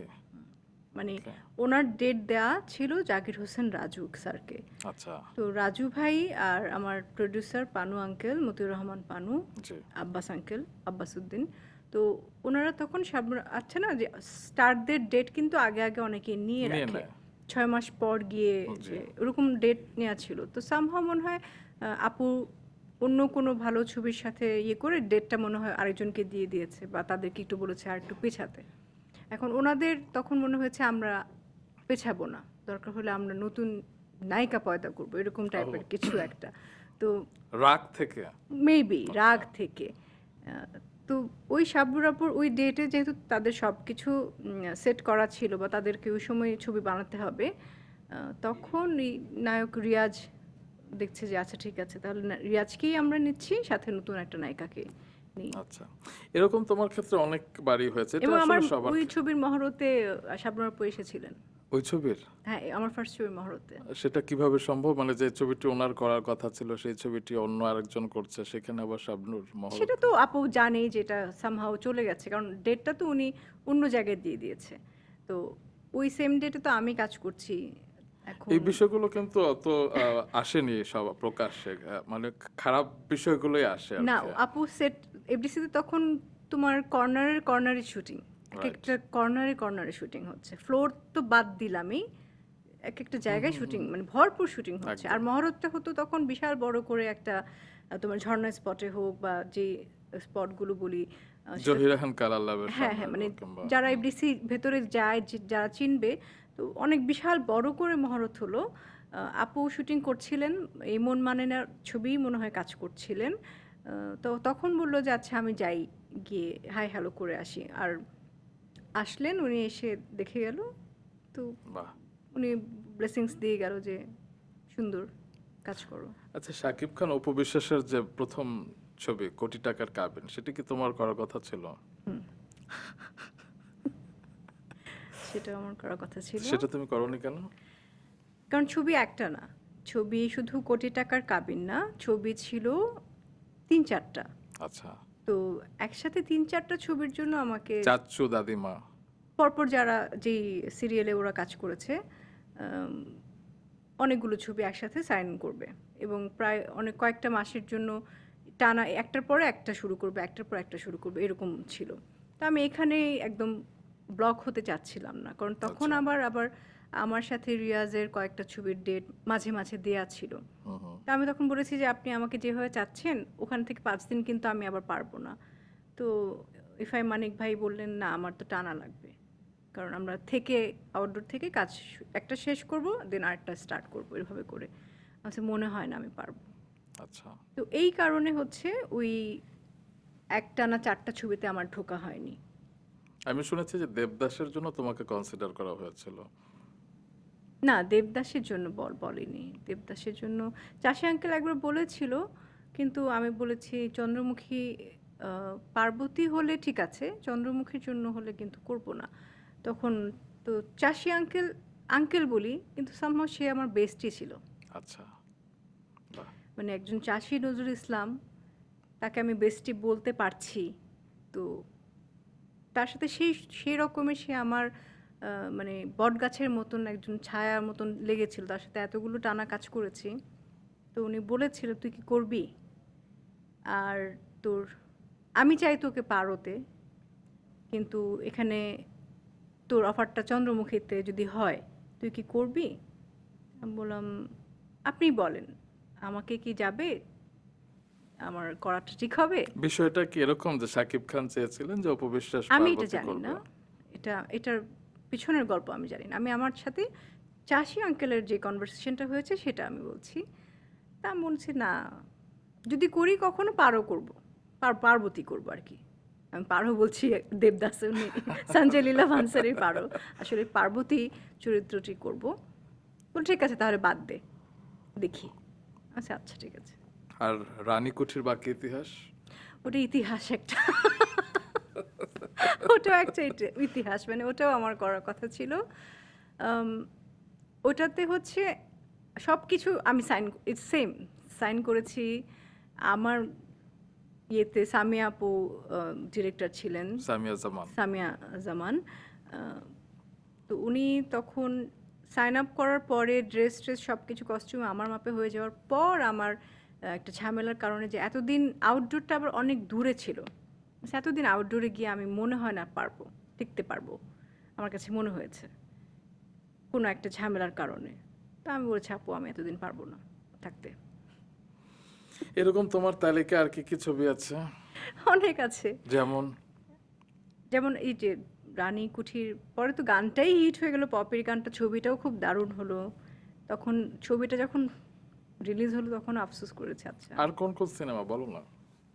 এই যে বললে তো কোটি টাকার কাবিল, আমি যেগুলো বলেছি এর বাইরে বলো। উম, এর বাইরে মনে পড়ছে না, তুমি একটু মনে করিয়ে দিলে। তুমি যেহেতু না, আমি তোমার মনে ইয়ে যেগুলো করেছে। আছে সেগুলো তোমার যা বললাম মনে আর আছে কি। এগুলোই আমারই মনে আছে। আচ্ছা, আমার আরেকটা অভিযোগের কথা মনে পড়ছে ও আচ্ছা এখন। হ্যাঁ প্লিজ বলো। সিনেমার বাইরে হ্যাঁ হ্যাঁ মানে তুমি তো 4 সিজন ধরে তুমি সেরা রাঁধুনির বিচারক হয়েছ এবং বাংলাদেশের সবচেয়ে বড় কুকিং রিয়েলিটি শো এটা, কিন্তু সেখানে অনেকের অভিযোগ হচ্ছে যে পূর্ণিমা কেন, পূর্ণিমা কেন বিচারকের আসনে? সে তো একজন নায়িকা, সে আসলে রান্না বান্নার কি বোঝে? তো এরকম অনেকেই অনেক কথা বলে। তুমি কি কমেন্টগুলো দেখো? হ্যাঁ দেখি, দেখি এনজয় করি। তাই? আগে একটু কষ্ট পেতাম, মন খারাপ লাগতো, পরে এটাকে আসলে মজাই লাগে। তোমার ভাবনা কি আসলে কেন লিখে, কিংবা আসলে তারা কতটুকু রাইট? তারা তাদের জায়গা থেকে রাইট, কারণ তাদের কাছে মনে হয় মানে একটা রান্নার শোতে নায়িকা কেন আসবে, নায়িকার তো টেস্ট বাড থাকে না মনে হয় নায়িকার বাইরে যে আমি মানুষ, আমিও খেতে পারি বা আমার টেস্ট বাড আছে, বিভিন্ন জায়গায় খাই, দেশের বাইরে অনেক ফুড আমি ট্রাই, আমি অনেক ফুডি। হুম হুম। তো সেখান থেকে বলতে গেলে আমাকে সেজন্যই চুজ করা হয়েছে। আরেকটা বিষয় হচ্ছে ইনগ্রিডিয়েন্টস সম্পর্কে যতটুকু জানা বা আইডিয়া, সেগুলো আমার একটু হলেও আছে, কারণ আমি নিজেও রান্না করি। তো তাদের সাইড থেকে মনে হয় যে এখানে কালিনারি কোনো এক্সপার্ট কাউকে থাকলে, যে শেফ বা ওনারা কেউ থাকলে হয়তো বা জিনিসটা আরও বেশি ভালো হতো। তো তাদের পয়েন্ট অফ ভিউটা তো আমি চেঞ্জ করতে পারবো না, কিন্তু আমার পয়েন্ট অফ ভিউ থেকে যদি চিন্তা করি, যারা লিখছেন তারা নিজেরাও তো এক ধরনের বিচারক। কোনো রেস্টুরেন্টে খেতে গেলে তারাও বলতে পারে কোন দোকানের কোন বিরিয়ানিটা সবচেয়ে ভালো, আর আজকে রান্নাটা যে খারাপ হয়েছে, লবণ বেশি দিয়েছে না কম দিয়েছে, এটা তো যে কেউ বলতে পারবে। আজকে তুমি বাসায় যাও, তোমার এখন অবশ্যই। ওয়াইফের যদি শরীর খারাপ থাকে, তুমিও বুঝতে পারবে যে আজকে ওর শরীর খারাপ দেখে ওর খাবারটা আজকে ওই দিনের মতন মজা হয়নি বা ওই দিনের মতন হয়নি। তো এটা সবাই ন্যাচারাল একটা বিষয়, এটা আমরা তো বুঝতেই পারবো। তো এতজনের ফুড আমরা টেস্ট করে তো বুঝতেই পারি কারটা ভালো হচ্ছে, কারটা খারাপ হচ্ছে। আর আমি ভালো খারাপ বলার মধ্যে এটুকুই বলি, বাকি জাজমেন্ট কিন্তু শেফরা করেন। জি। তো দোষটা পরে আমার উপর, আমার কাছেই আসে। তবে আমি টিমের বাইরের একজন হিসেবে, একজন দর্শক হিসেবে যেটা আমি বুঝি যে ক্লায়েন্টরা তো আসলে এমনি এমনি কাউকে সিলেক্ট করে না, এর পেছনে গবেষণা থাকে। আমরা দেশের বাইরে দেখি অনেক সময় সিঙ্গিং রিয়েলিটি শোতে সোনাক্ষী সিনহা, জুহি চাওলা, সোনালী বেন্দ্রেরা বিচারক হচ্ছে। তারা কিন্তু গানের রিয়েলিটি শোতে বিচারক হচ্ছে। কেন হচ্ছে? কারণ যারা গান বোঝে, গানের স্পেশালিস্ট, তারা থাকে দুজন। পাশে যিনি থাকেন তিনি দেখেন অন্যান্য বিষয়গুলো, প্রেজেন্টেশন দেখেন, কথা বলা দেখেন। শুধু তো রান্নার শোতে রান্না করলেই হবে না, আরো অনেক বিষয় থাকে। সেটির জন্য তোমাকে রাখা হয় বিশেষ করে। আর তুমি তো রান্নাতে ভালো পারো আর কি। এবং আমি রান্না ভালো পারি কিনা জানি না, রান্না করি। আমি খেয়েছি তোমার রান্না। ও আচ্ছা। তো তোমার এত ভক্ত, 10 মিলিয়ন ফলোয়ার তোমার ফেসবুক। আমি বারবার 10 মিলিয়ন ফলোয়ার বলছি এই কারণে, কারণ এই পর্যায়ে আসতে তো আসলে হুট করে তুমি আসোনি, তোমাকে তোমার অনেক 10-এর পর যেন এর পর আরেকটু বাড়ে। অবশ্যই বাড়বে, কারণ কিছুদিন আগে 9 ছিল আর কি, কয়েক আচ্ছা। মাস আগে আর কি। তো তুমি তো তোমার বেশ খুব খেয়াল করো দেখছি। অনেক খেয়াল করি, আরো অনেক খেয়াল করি তোমার অনেক কিছু, সেগুলো আস্তে আস্তে আস্তে বলছি আস্তে তোমাকে। বলবে, আচ্ছা। তো একদম প্রথম অভিনয়ে চলে যায়, তুমি যখন অভিনয় করেছিলে প্রথম সিনেমায় এ জীবন তোমার আমার, তার আগে তোমাকে অনেক গ্রুমিং করতে হয়েছিল। সেই গ্রুমিং পার্টটা খুব ইন্টারেস্টিং, আমি শুনেছিলাম একবার, বলো না আরেকবার। আম, আমাকে যখন নায়িকা হিসেবে সিলেক্ট করা হলো, তখনও না আমি টের পাচ্ছিলাম না যে আমি নায়িকা, চিত্রনায়িকা যেটা বলে। গ্রুমিং পার্টটা ছিল সিনেমা শুটিং হওয়ার ঠিক 20 দিন আগে থেকে। সকাল 6টায় উঠতাম, সূর্য যখন উঠবে তখন সানের দিকে ডিরেক্ট তাকিয়ে থাকতে বলেছে 10 থেকে 15 মিনিট, যে যতক্ষণ পারো তাকিয়ে থাকো। কারণ হচ্ছে সিনেমায় যখন আমরা ডে লাইটে কাজ করি আমাদের চোখে অনেকগুলো বোর্ড দেওয়া হয়, ওই বোর্ডের ইয়েটা যাতে নিতে পারি, আমার চোখ যাতে ছোট না হয়ে যায়, বা dialogue reflection board, reflection board বলে যেটাকে। সো ওটা যখন আরও ডাবল দেয় তখন হচ্ছে চেহারাটা ব্রাইট হয়। রিফ্লেকশন বোর্ডে কিন্তু চোখ ছোট হয়ে আসে, নর্মাল কোনো মানুষ তাকাতে পারবে না। তো ওটা যাতে আমি নিতে পারি এবং আমার চোখ যাতে ছোট ছোট না হয়ে আসে, ডায়লগ বলতে গিয়ে যাতে চোখে পানি না চলে আসে, তো এভাবে করে সূর্যের দিকে তাকিয়ে থেকে প্র্যাকটিস করতে বলেছে। আর ভোরের সূর্যেরটা অতটা ক্ষতিকারক না। এটা 15 মিনিট গেল, তারপরেই চলে আসতো গাড়ি, তোমার ম্যানুয়াল গিয়ারের একটা জিপ আসতো। জিপ এসে তখন হচ্ছে আমাকে গাড়ি চালানো শেখানো হয়েছে। তুমি তখন ক্লাস 8-এ পড়তে না? ক্লাস 8-এ পড়েছি। তো এত বড় জিপ ম্যানুয়ালি গিয়ার দিয়ে শেখাটা অনেক কষ্টকর ছিল। তো তখন হচ্ছে এই বাসা ছিল আমার হাতিরপুলে, ওখান থেকে টিএসসি, কার্জন হল তখন কিন্তু অনেক খালি থাকতো রাস্তা। ওই সময় আমার এইসব জায়গাগুলিতে আমি ড্রাইভিং শিখেছি। ড্রাইভিং শেখা শেষ, তারপরে আমার খাবার একটু থাকতো, খাবারও লিমিটেড খাবার থাকতো যাতে মুটিয়ে না যাই। তারপর খাবার খেয়ে আমি ঝিমিয়ে পড়ছি না, ফাইট ডিরেক্টর এসে কিছুক্ষণ হাই হুই ফাইট শেখালো আমাকে, কীভাবে ফাইটের। তারপর আসতো এই 11টার দিকে স্ক্রিপ্টের একজন স্ক্রিপ্ট রাইটার প্লাস হচ্ছে ওই ছবির এডি, অ্যাসিস্ট্যান্ট ডিরেক্টর, তিনি এসে ডায়লগগুলো কিভাবে আমি বলবো, মনে করো তোমার বাবা মারা গেছে, মা মারা গেছে, মনে করো পড়ে আছে, আমি বলছি কোথায়, আচ্ছা নতুন, মনে করো ফিল করো তুমি এখন কাঁদবে। তো আমি এখন ফুরফুরা মেজাজে, আমার তখন কিন্তু কাঁদতে হবেই। তো ওরকম করে উনি কেঁদে কেঁদে চোখের পানি উনি বের করে ফেলছে। বলো আচ্ছা এবার তুমি, আমি যা করেছি বুঝেছো? আচ্ছা জি, এবার তুমি এই সেম জিনিসটা করো। তখন আমি মা মা বাবা ওঠো, বাবা ওঠো, তো এত তো পারতাম না। আবার রোম্যান্টিক, এখন তোমার সামনে নায়ক এসেছে, নায়ক আসলে লজ্জা পাবে, লজ্জাটা পাও। আমি কিভাবে লজ্জা পাবো, কোথায় নায়ক, আর নায়ক আসলে লজ্জা পাবো কেন, মানে আমার মাথায় তো এই ধরনের উদ্ভট প্রশ্ন করতো। কিন্তু আমাকে তো জিনিস শেখাতে এসেছেন, সেটা তো সিনেমার জন্য দরকার। যে নায়ক এসেছে তোমার সাথে প্রথম ধাক্কা খেলো, এক্সপ্রেশনটা দাও। মনে করো আমি নায়ক ধাক্কা খেলো, এখন ওনার সাথে ধাক্কা খেয়ে আমার কি এক্সপ্রেশন আসবে? এই টাইপের আমার লজ্জার এক্সপ্রেশন কিভাবে দিয়েছিলে তারপরে? ওই সময় আমি দিতেই পারিনি লজ্জার এক্সপ্রেশন। পরে যা শিখেছো একটু পরে দেখাও যা না। শিখে এখন এখন লজ্জার এক্সপ্রেশন আসলে তো মনে করো তুমি নায়ক, এখন তুমি তাকালে আমার দিকে, ধরো আমি নায়ক রিয়াজ, তুমি এখন লজ্জা পাও। ওকে, তুমি কিছু একটা তো বলতে হবে। পূর্ণিমা তোমাকে অনেক সুন্দর লাগছে।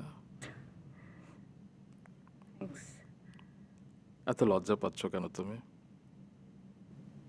আমাকে এভাবে করে কেউ কখনো বলেনি, আপনি প্রথম বললেন। এই যে এটা না, এটাই লজ্জা। আর আস্তে আস্তে ধাক্কা খাওয়ার পর কিরকম এক্সপ্রেশন ধাক্কা খাওয়ার পর তো ভাই যেটা প্র্যাকটিস করেছে এক জিনিস, আর যখন সেটে গিয়েছি ধাক্কা তো 3 বার, ঠাস ঠাস করে 3 বার। 3বার টেক নিত? না না, নিত আচ্ছা। একবারই, পরে তো ওটাকে কাটিং করে 3বার করা হতো। এই যে ঘুরছে, আর স্লো মোশন তো বুঝতাম না সত্যি কথা, কিন্তু ঘুরে এই ঘুরান দিয়ে এসে তারপরে গিয়ে চুল টুল উড়ে টুড়ে যেয়ে, আর আমি জানতাম না যে কোনো কলেজে এভাবে ওপেন বুকস নিয়ে যায়। সবচেয়ে বড় বিষয় হচ্ছে মানে একে তো হচ্ছে ড্রেস অন্যরকম থাকতো সবার থেকে আলাদা দেখানোর জন্য, নায়িকা মনে হওয়ার জন্য। আরেকটা হচ্ছে বইগুলো আমরা ওপেন এরকম করে নিয়ে যাচ্ছি, কোনো ব্যাগও নাই আমার, ঠিক আছে, মানে বই সহ উড়ে টুড়ে ধাক্কা দিল, চোখে দেখেন না, আপনি জানেন আমি কে, তারপর বইগুলো উঠিয়ে মানে কেউ একজন বই ওঠাতে গিয়ে এরকম হয়। তো এই টাইপের তারপরে যে আমাদের dialogue একটা গুলো? ইউনিভার্সিটি কিন্তু এফডিসি, FDC এখান তে, থেকে আমরা হ্যাঁ। সবাই পাস করেছি। 9 নম্বর ফ্লোরের ওখানে ওই যে একটা সিঁড়ি ওখান আছে থেকে যে। সব নায়ক নায়িকা পাস করে বের হয়েছে এবং ধাক্কা খেয়ে। আহা, কিছু কমন ডায়লগ থাকে না যে আপনার বাসায় কি বাপ ভাই এরকম নাই? না, ওগুলো ছিল না, কারণ বেশিরভাগ ছবিতে নায়িকা একটু বড় লোকের মেয়ে থাকতো। তো এফডিসির ওই ইউনিভার্সিটিতে চান্স পাওয়াটা খুব কঠিন একটা বিষয়। হাসছো কেন তুমি?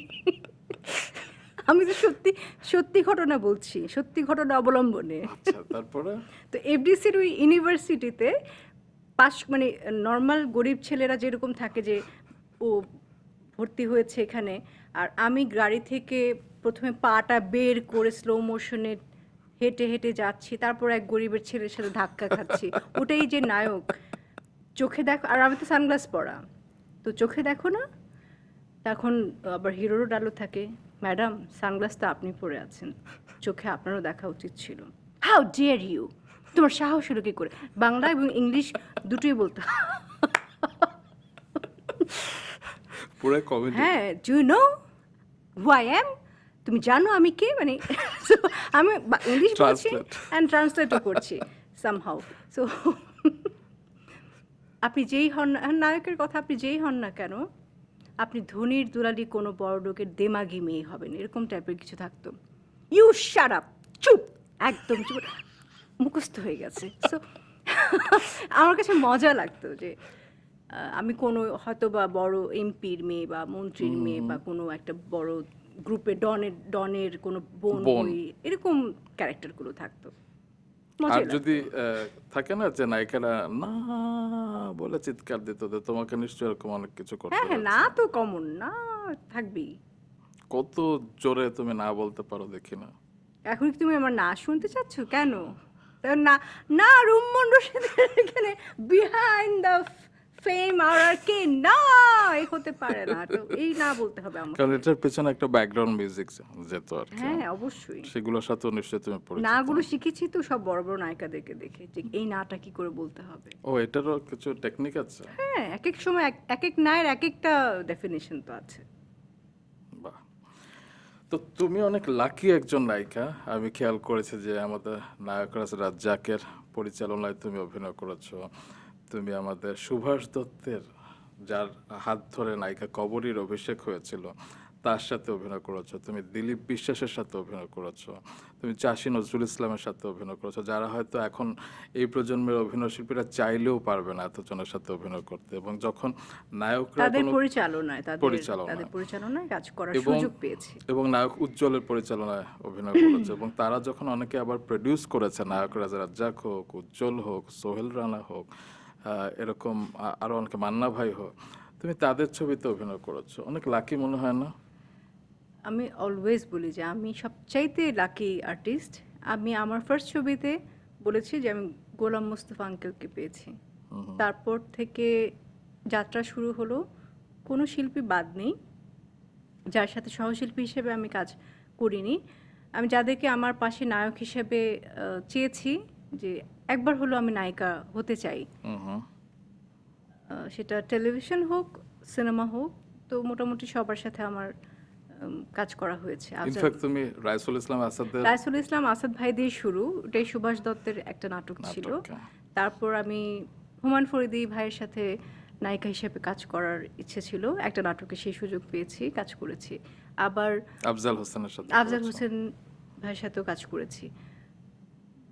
আমার কোটা শেষ, এবং সত্যি কথা বলতে আমি সবচেয়ে লাকি এখনও, কারণ আমি সিনেমার সাথে পাশাপাশি মডেলিং চালিয়ে গিয়েছি, নাটক করেছি, এবং যেটা সবচাইতে বেশি সিনেমার লোকজন বলতো যে নাটকে গেলে তুমি শেষ, টিকিট ছাড়া যাকে দেখা যায় তার হ্যাঁ। সিনেমা হলে চলবে না। তুমি ছোট পর্দায় গেলে বড় পর্দার কাজ তোমার কিন্তু থাকবে না।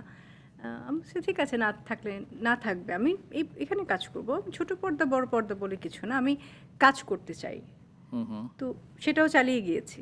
ছোট পর্দা থেকে ব্যাক করে এসে আবার সুপার ডুপার হিট মনের মাঝে তুমি দিয়ে আবারও সিনেমায় আরও ভালো ভালো কাজ, সাহিত্যিক নির্ভর ছবি, এসব কাজ, সেসব কাজও করেছি। ন্যাশনাল অ্যাওয়ার্ড একটা ঘরে ঢুকেছে, একটাই পেয়েছি। তারপর শুরু হলো উপস্থাপনার জীবন, সেটাও আমি টানা অনেকগুলো চ্যানেলে চালিয়ে গিয়েছি, এবং এখনও মানে, এবং আমার গেস্ট আমি মানে রাজ্জাক আঙ্কেল থেকে শুরু করে আলমগীর আঙ্কেল সবাইকে আমি পেয়েছি, অবশ্যই আমি ভালো ভালো গেস্ট পেয়েছি। সিনেমার গল্পে আরেকটু থাকি। অনেকে এখন প্রশ্ন করা যায় শাকিব খানের সাথে যদি পূর্ণিমাকে একবার দেখা যেত, কারণ এই জুটিটাকে দেখতে চাই। কিন্তু তোমরা যে অসংখ্য কাজ করে এসেছো, আমি নিজেই সিনেমা হলে তোমাদের অনেক সিনেমা দেখেছি। আমি যদি কয়েকটা নাম মনে করি, যেমন আজকের দাপট হোক, তুমি যে আমার, আজকের সমাজ, বাধা, শুভা, মেজাজ গরম, বন্ধু যখন যখন শত্রু, আর কি পরাণ বিয়ের যায় প্রস্তাব, চলিয়ারে, পরাণ বিয়ের যায় প্রস্তাব, হ্যাঁ, অনেক ভালোবাসা, আছে। লাল গোলাপ, লাল গোলাপ, অনেক সিনেমা করেছো। ইনফ্যাক্ট শাকিব খানের খুব সম্ভবত প্রথম টিভিসিটাও তোমার সাথে, দেশের বাইরে তোমরা করেছিলে। জি। তো সেই সময় তুমি শাকিব খানকে কেমন দেখেছো? কারণ শাকিব খানের অভিষেক হয়েছিল তোমার অভিষেকের 1 বছর পরে, মানে কাছাকাছি সময় তোমরা এসেছো। তো প্রথম দিকে তুমি তাকে কিভাবে দেখেছো? কারণ তিনি তো এখন মেগাস্টার। হ্যাঁ, শুরু থেকে কিরকম ছিল? শুরু থেকে ও চুপচাপ ছিল, ও খুবই চুপচাপ, কথা খুব কম বলতো, এবং খুব আস্তে আস্তে সফট স্পোকেন একটা ছেলে। খুব একটা কথা বলে না কারোর সাথে, সেটাও কথা বলে না ওরকমভাবে, কোনো ডিস্টার্ব কিছুই নেই। কাজ করে যাচ্ছি, কাজ শেষ, সব শেষ, মানে যতটুকু ওর সাথে আমি কাজ করেছি। তবে কাজ করতে করতে আস্তে আস্তে যখন ওর সাথে একটা ভালো ফ্রেন্ডশিপ হয়, ও ছোটো ছোটো একটু একটু করে, কিন্তু ওর মধ্যে কিন্তু একটু হিউমার ব্যাপারটা আছে, কিন্তু ও এটা প্রকাশ করে না। ও কানের কাছে এসে এমন একটা কিছু বলবে, আমি হাসতে হাসতে মরে যাচ্ছি, ও কিন্তু হাসবে না। তো ওর মধ্যেও অনেক কিছু আছে, ও সেটা দেখায় না, কিন্তু চুপচাপ, মানে কোয়ার্টিস্টের সাথে ভালোভাবে ও আন্ডারস্ট্যান্ডিং হলে ও ভালোভাবে কাজ করে। তুমি কি তখন বুঝতে পেরেছিলে যে শাকিব খান আজকে এই অবস্থানে যাবে? এটা কি আমরা তো কেউ এত মানে প্রেডিক্ট করতে পারবো না, ফিউচার কেউ কখনো প্রেডিক্ট করতে তারপরে পারে হয় না যে দেখে মনে হয় যে এই ছেলেটা অনেক দূর যাবে? যেমন আমি যদি কথাটা এই কারণে বললাম যে মাহফুজ আহমেদ কপাল সিনেমায় শাকিব খানের সাথে অভিনয় করেছিলেন 2005-06 সালের দিকে, এবং তখন মাহফুজ ভাই আমাকে বলেছিলেন যে এই ছেলেটা একদিন দেখবা যে দেশ কাঁপাবে। তখন আমি বললাম এই ছেলেটা, হ্যাঁ, মানে আমি আসলে তখন শাকিব খানের খুব একটা সিনেমা দেখিনি আর কি, সো আমি বুঝিনি আর কি। কিন্তু মাহফুজ ভাই কিন্তু ঠিকই বুঝেছিলেন। সেই জায়গা থেকে আর কি, তুমি যেহেতু কাজ করেছো, তো সেই কারণে প্রশ্নটা করা। ওই সময় ও না নতুন, আমিও নতুন, আমরা সব মানে দুজনেই খুবই ইয়াং বয়সে কাজ করছি। আর কাজের ছলে আছে না, মানে খেলার মধ্যে কাজ করে কাজ করে বেরিয়ে যাওয়া, এরকম বিষয়টা ছিল। সুদূর প্রসারী চিন্তা ভাবনা যে ও কোথায় যাচ্ছে বা আমি কি করব, এগুলো নিয়ে আসলে আমরা কেউ ভাবিনি। আমরা তখন কাজ এনজয় করেছি, সেটে থাকা, সেটের মধ্যে থেকে হাসি খুশি ভাবে থেকে কাজ করেছি। এবং ওর সাথে যতগুলো ছবিতে কাজ করেছি, এটা আরেকজন আছে মিশা সওদাগর ভাই সহ একটা টাইমে ওর সাথে আমার টানা কয়েকটা কাজ ছিল।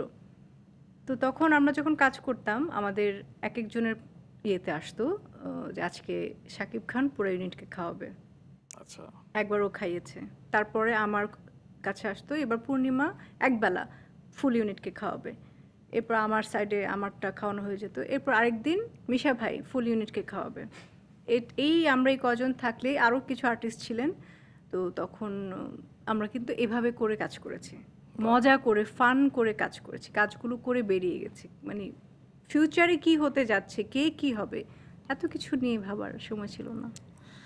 আমার মনে হয় সেই সময়টা অনেক সোনালি একটি সময় আসলে। ছিল, কারণ এখন সবাই হয়তো আমরা টেকনোলজিক্যালি অনেক এগিয়ে গেছি, অনেক কিছু অ্যাডভান্সড হয়েছে, কিন্তু হয় না যে অনেক ক্ষেত্রে, আমি বলছি না সব ক্ষেত্রে, অনেক ক্ষেত্রে প্রাণটাই মিসিং। সবাই খুব বিচ্ছিন্নভাবে কাজ করে, অনেকের সাথে হয়তো অনেকের দেখাই হয় না। আমি দেখি যে ববিতা আপার বাসায় তোমরা প্রায়ই গিয়ে আড্ডা দিয়েছো, কিংবা আলমগীর স্যার, রুনা লায়লা ম্যামের বাসায় তোমরা অনেক আড্ডা দিয়েছো। আগে যে বন্ডিংটা ছিল এখন হয়তো অনেকের সাথে বছরে একবার দেখাও হয় না। এটা কমে গেছে। এটা অনেক আর্টিস্ট আমাদের মাঝে নেই। করোনার সময় অনেকেই চলে গেছেন। তারপরেও অনেকে এক এক করে হারিয়ে গেছেন। তো সেভাবে করে আর ওই আড্ডাটা জমে ওঠে না। সবাইকে পাওয়া যায় না। অনেকে দেশের বাইরে সেটেলড হয়ে গেছে। তো তখন 4-5 জন গুটি কয়েকজনকে দাওয়াত দিয়ে হয়তো বা মানে মন খারাপও হয় হয়তো বা তাদের। তো এটা আমার কাছে মনে হয় যে হ্যাঁ, এই জন্য হয়তো বা গ্যাপটা থাকতে পারে। হুম হুম। কিন্তু হয়, এখনও গেট টুগেদার হয়, কিছুদিন আগেও হয়েছে। আলমগীর আঙ্কেলের বার্থডে ছিল, সেখানেও গেট টুগেদার হয়েছে। বাহ। তো দাওয়াত পাচ্ছি, এটা তো আমি বলেছি যে আমি আমি ওয়েট করি যে রুনা ম্যাম, আলমগীর আঙ্কেল কখন দাওয়াত দিবে, আমি ওয়েট করি যাওয়ার জন্য। বাহ। তুমি বলছিলে যে তুমি জীবনে একটি ন্যাশনাল অ্যাওয়ার্ড পেয়েছো, এবং পাশাপাশি আমি যেটা জানি যে তুমি মেরিল প্রথম আলো পুরস্কার পেয়েছো 3টি। তোমার এই বর্ণাঢ্যময় অভিনয় ক্যারিয়ারের সংখ্যাটি কি একটু কম নয়? হ্যাঁ, অবশ্যই কম। তোমার কি মনে হয় এর পেছনে কারণ কি? যদি তুমি ডিপ্লোমেসি না করে বলো, কারণ তোমার ভক্তরা, তোমার দর্শকরা বলে তুমি শাস্তিতে ওয়েল ডিজার্ভ ছিলে, তুমি শুভাতে পুরস্কার পেতে পারতে, তুমি রাক্ষসীতে পুরস্কার পেতে পারতে, তুমি মেঘের পরে মেঘে পুরস্কার পেতে পারতে, মনের মাঝে তুমি, হৃদয়ের কথা, তোমার অনেক ছবি রয়েছে, কিন্তু তোমার একটি ছবিতেই কেন? এটা তোমার কি মনে হয়? আমি জানি না, এটা আমার লাক।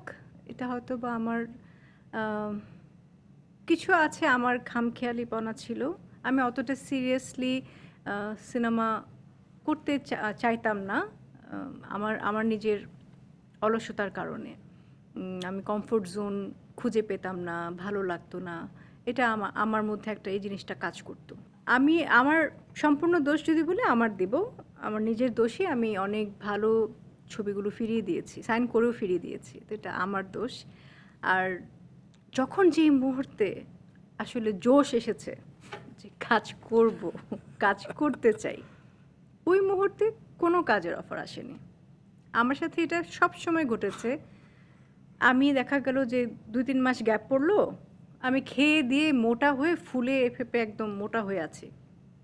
ওই সময় আমার পরপর 3-4টা ছবির অফার এসেছে, সাইন করলাম, এবং সিনেমাগুলিতে আমাকে দেখেই বুঝতে পারছো কেমন লাগার কথা। তারপর আমি যখন কাজ শুরু করি একটা না, এরপরে না আমি স্লিম আচ্ছা এখন স্লিম হওয়ার ট্রেন্ড চলছে। স্লিম যেই হলাম, যখন দরকার ছবিও করলাম, ছবি তো রিলিজ হলোই না, আর কেউ নিতেও আসলো না। মানে মনে হয় কি আমি মোটা হলেই হয়তো বা আমাকে সিনেমা নেবে। আমার লাকটা মোটাতে বেশি ফেভার করে, স্লিম হলে। তো মোটা হয়ে যাও কেন? ওই যে বেকার ছিলাম কাজে, তখন তো কাজ থাকতো না, মানে আমি খেতাম। আমি হ্যাঁ, আগে আমি কিন্তু বলেছি আমি ফুডি, হ্যাঁ। আমি খাই, খেতে পছন্দ করি। তো খেলেই স্বাভাবিকভাবে মোটা হয়ে যায়, তখনই ছবির অফার আসে। আমি শুনেছিলাম যে একসময় নাকি ফ্রাস্ট্রেটেড হয়ে তুমি আশুলিয়া গিয়ে শুধু ফুচকা খেতে। হুম, আসলেই। আসলে একটা রোড, যে রোডটা ছিল, দুই পাশ থেকে তখন মিনি পতেঙ্গা কিন্তু ছিল ওটা, দুই পাশ থেকে পানির ঢেউটা আসতো, আর ওখানে লাইন ধরে ফুচকা ছিল। তো কি করব, মাত্র গাড়ি কিনেছি, আমার প্রথম জীবনের মানে গাড়ি কিনেছি, তাও সেটাও আবার লাকি। আমি গাড়িটা কিনেছি আমি কুমার বিশ্বজিৎ দার কাছ থেকে, একদম। ওনার সেকেন্ড হ্যান্ড গাড়ি স্টারলেট একটা গাড়ি কিনেছি। তো দাদার গাড়ি আমি খুব আমার আমার খুব পছন্দের সিঙ্গার একজন। তার গাড়িতে তখন সিনেমায় যখন আসছে না, তো আমি তেলটা ভরবো কোথা থেকে? বাসায় ভাড়াওটা আছে। তো সেই সব চিন্তাভাবনা থেকে যতটুকুই একটু মার কাছ থেকে পারমিশন নিয়ে গাড়িটা নিয়ে যেতাম। আমি ফুচকা লাভার। তো গিয়ে ওই ফুচকা খেয়ে, খেয়ে পানির দিকে তাকিয়ে থাকতাম। আসবে সিনেমা তোর, কোনো না কোনো এক সময় অপেক্ষা কর, ধৈর্য ধর, আসবে। বাহ! মান্না ভাষাতে এরপরে চেঞ্জেসটা আসছে অ্যাকচুয়ালি, আমি সেটা বলছি।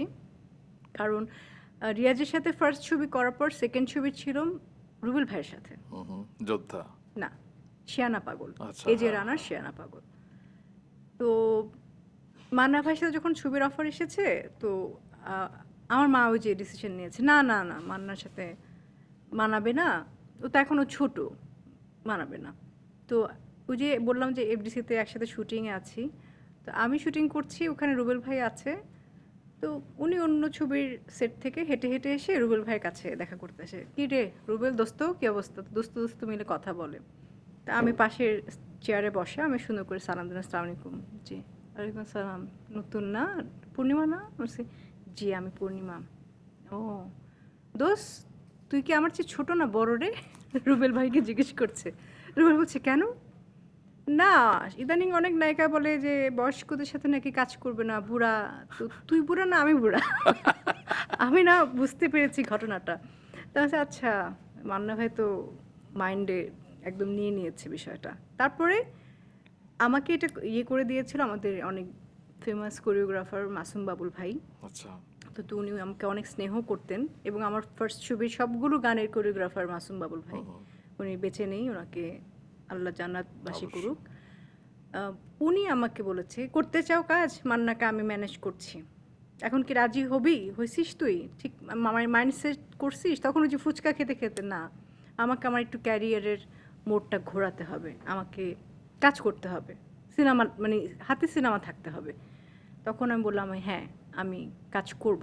আচ্ছা মান্নাকে আমি বুঝাচ্ছি। উনি মান্না ভাইকে বুঝিয়ে বলে এই যে সুলতান ছবিতে আমি কাজ করি, এফআই মানিকের ছবি সুলতান ছবিতে আমি আসি, বাহ! সুপার ডুপার হিট ছবি। হ্যাঁ তুমি কি শাবনূর আপার সাথে তোমার একটা সংযোগ খেয়াল করেছো? মানে তোমার সাথে রিয়াজ ভাইয়েরও খুব ভালো একটা জুটি, শাবনূর আপারও রিয়াজ ভাইয়ের সাথে জুটি।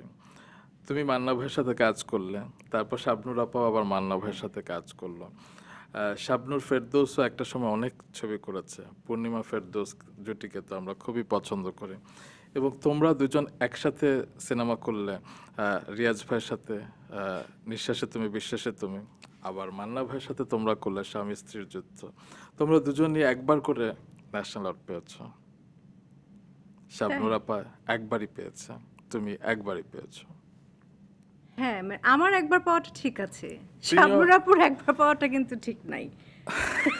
কারণ উনি ওনার যত ফ্যান ফলোয়ার, মানে ওনার ফেসবুক লাগবে না, ওনার বাংলাদেশে এবং বাংলাদেশের বাইরে যত ফ্যান ফলোয়ার আছে এবং এত বড় গুণী একজন অভিনেত্রীর একবার ন্যাশনাল অ্যাওয়ার্ড পাওয়াটা এটা আসলে ঠিক না। উনি ওনার উচিত ছিল 8 থেকে 9 বার বা 10 বার ন্যাশনাল অ্যাওয়ার্ড পাওয়া। আমি আরো কম বলেছি মনে হয়। আই ফিল সো, কারণ তার অসংখ্য ছবি আছে যেটা ন্যাশনাল ডিজার্ভ করে।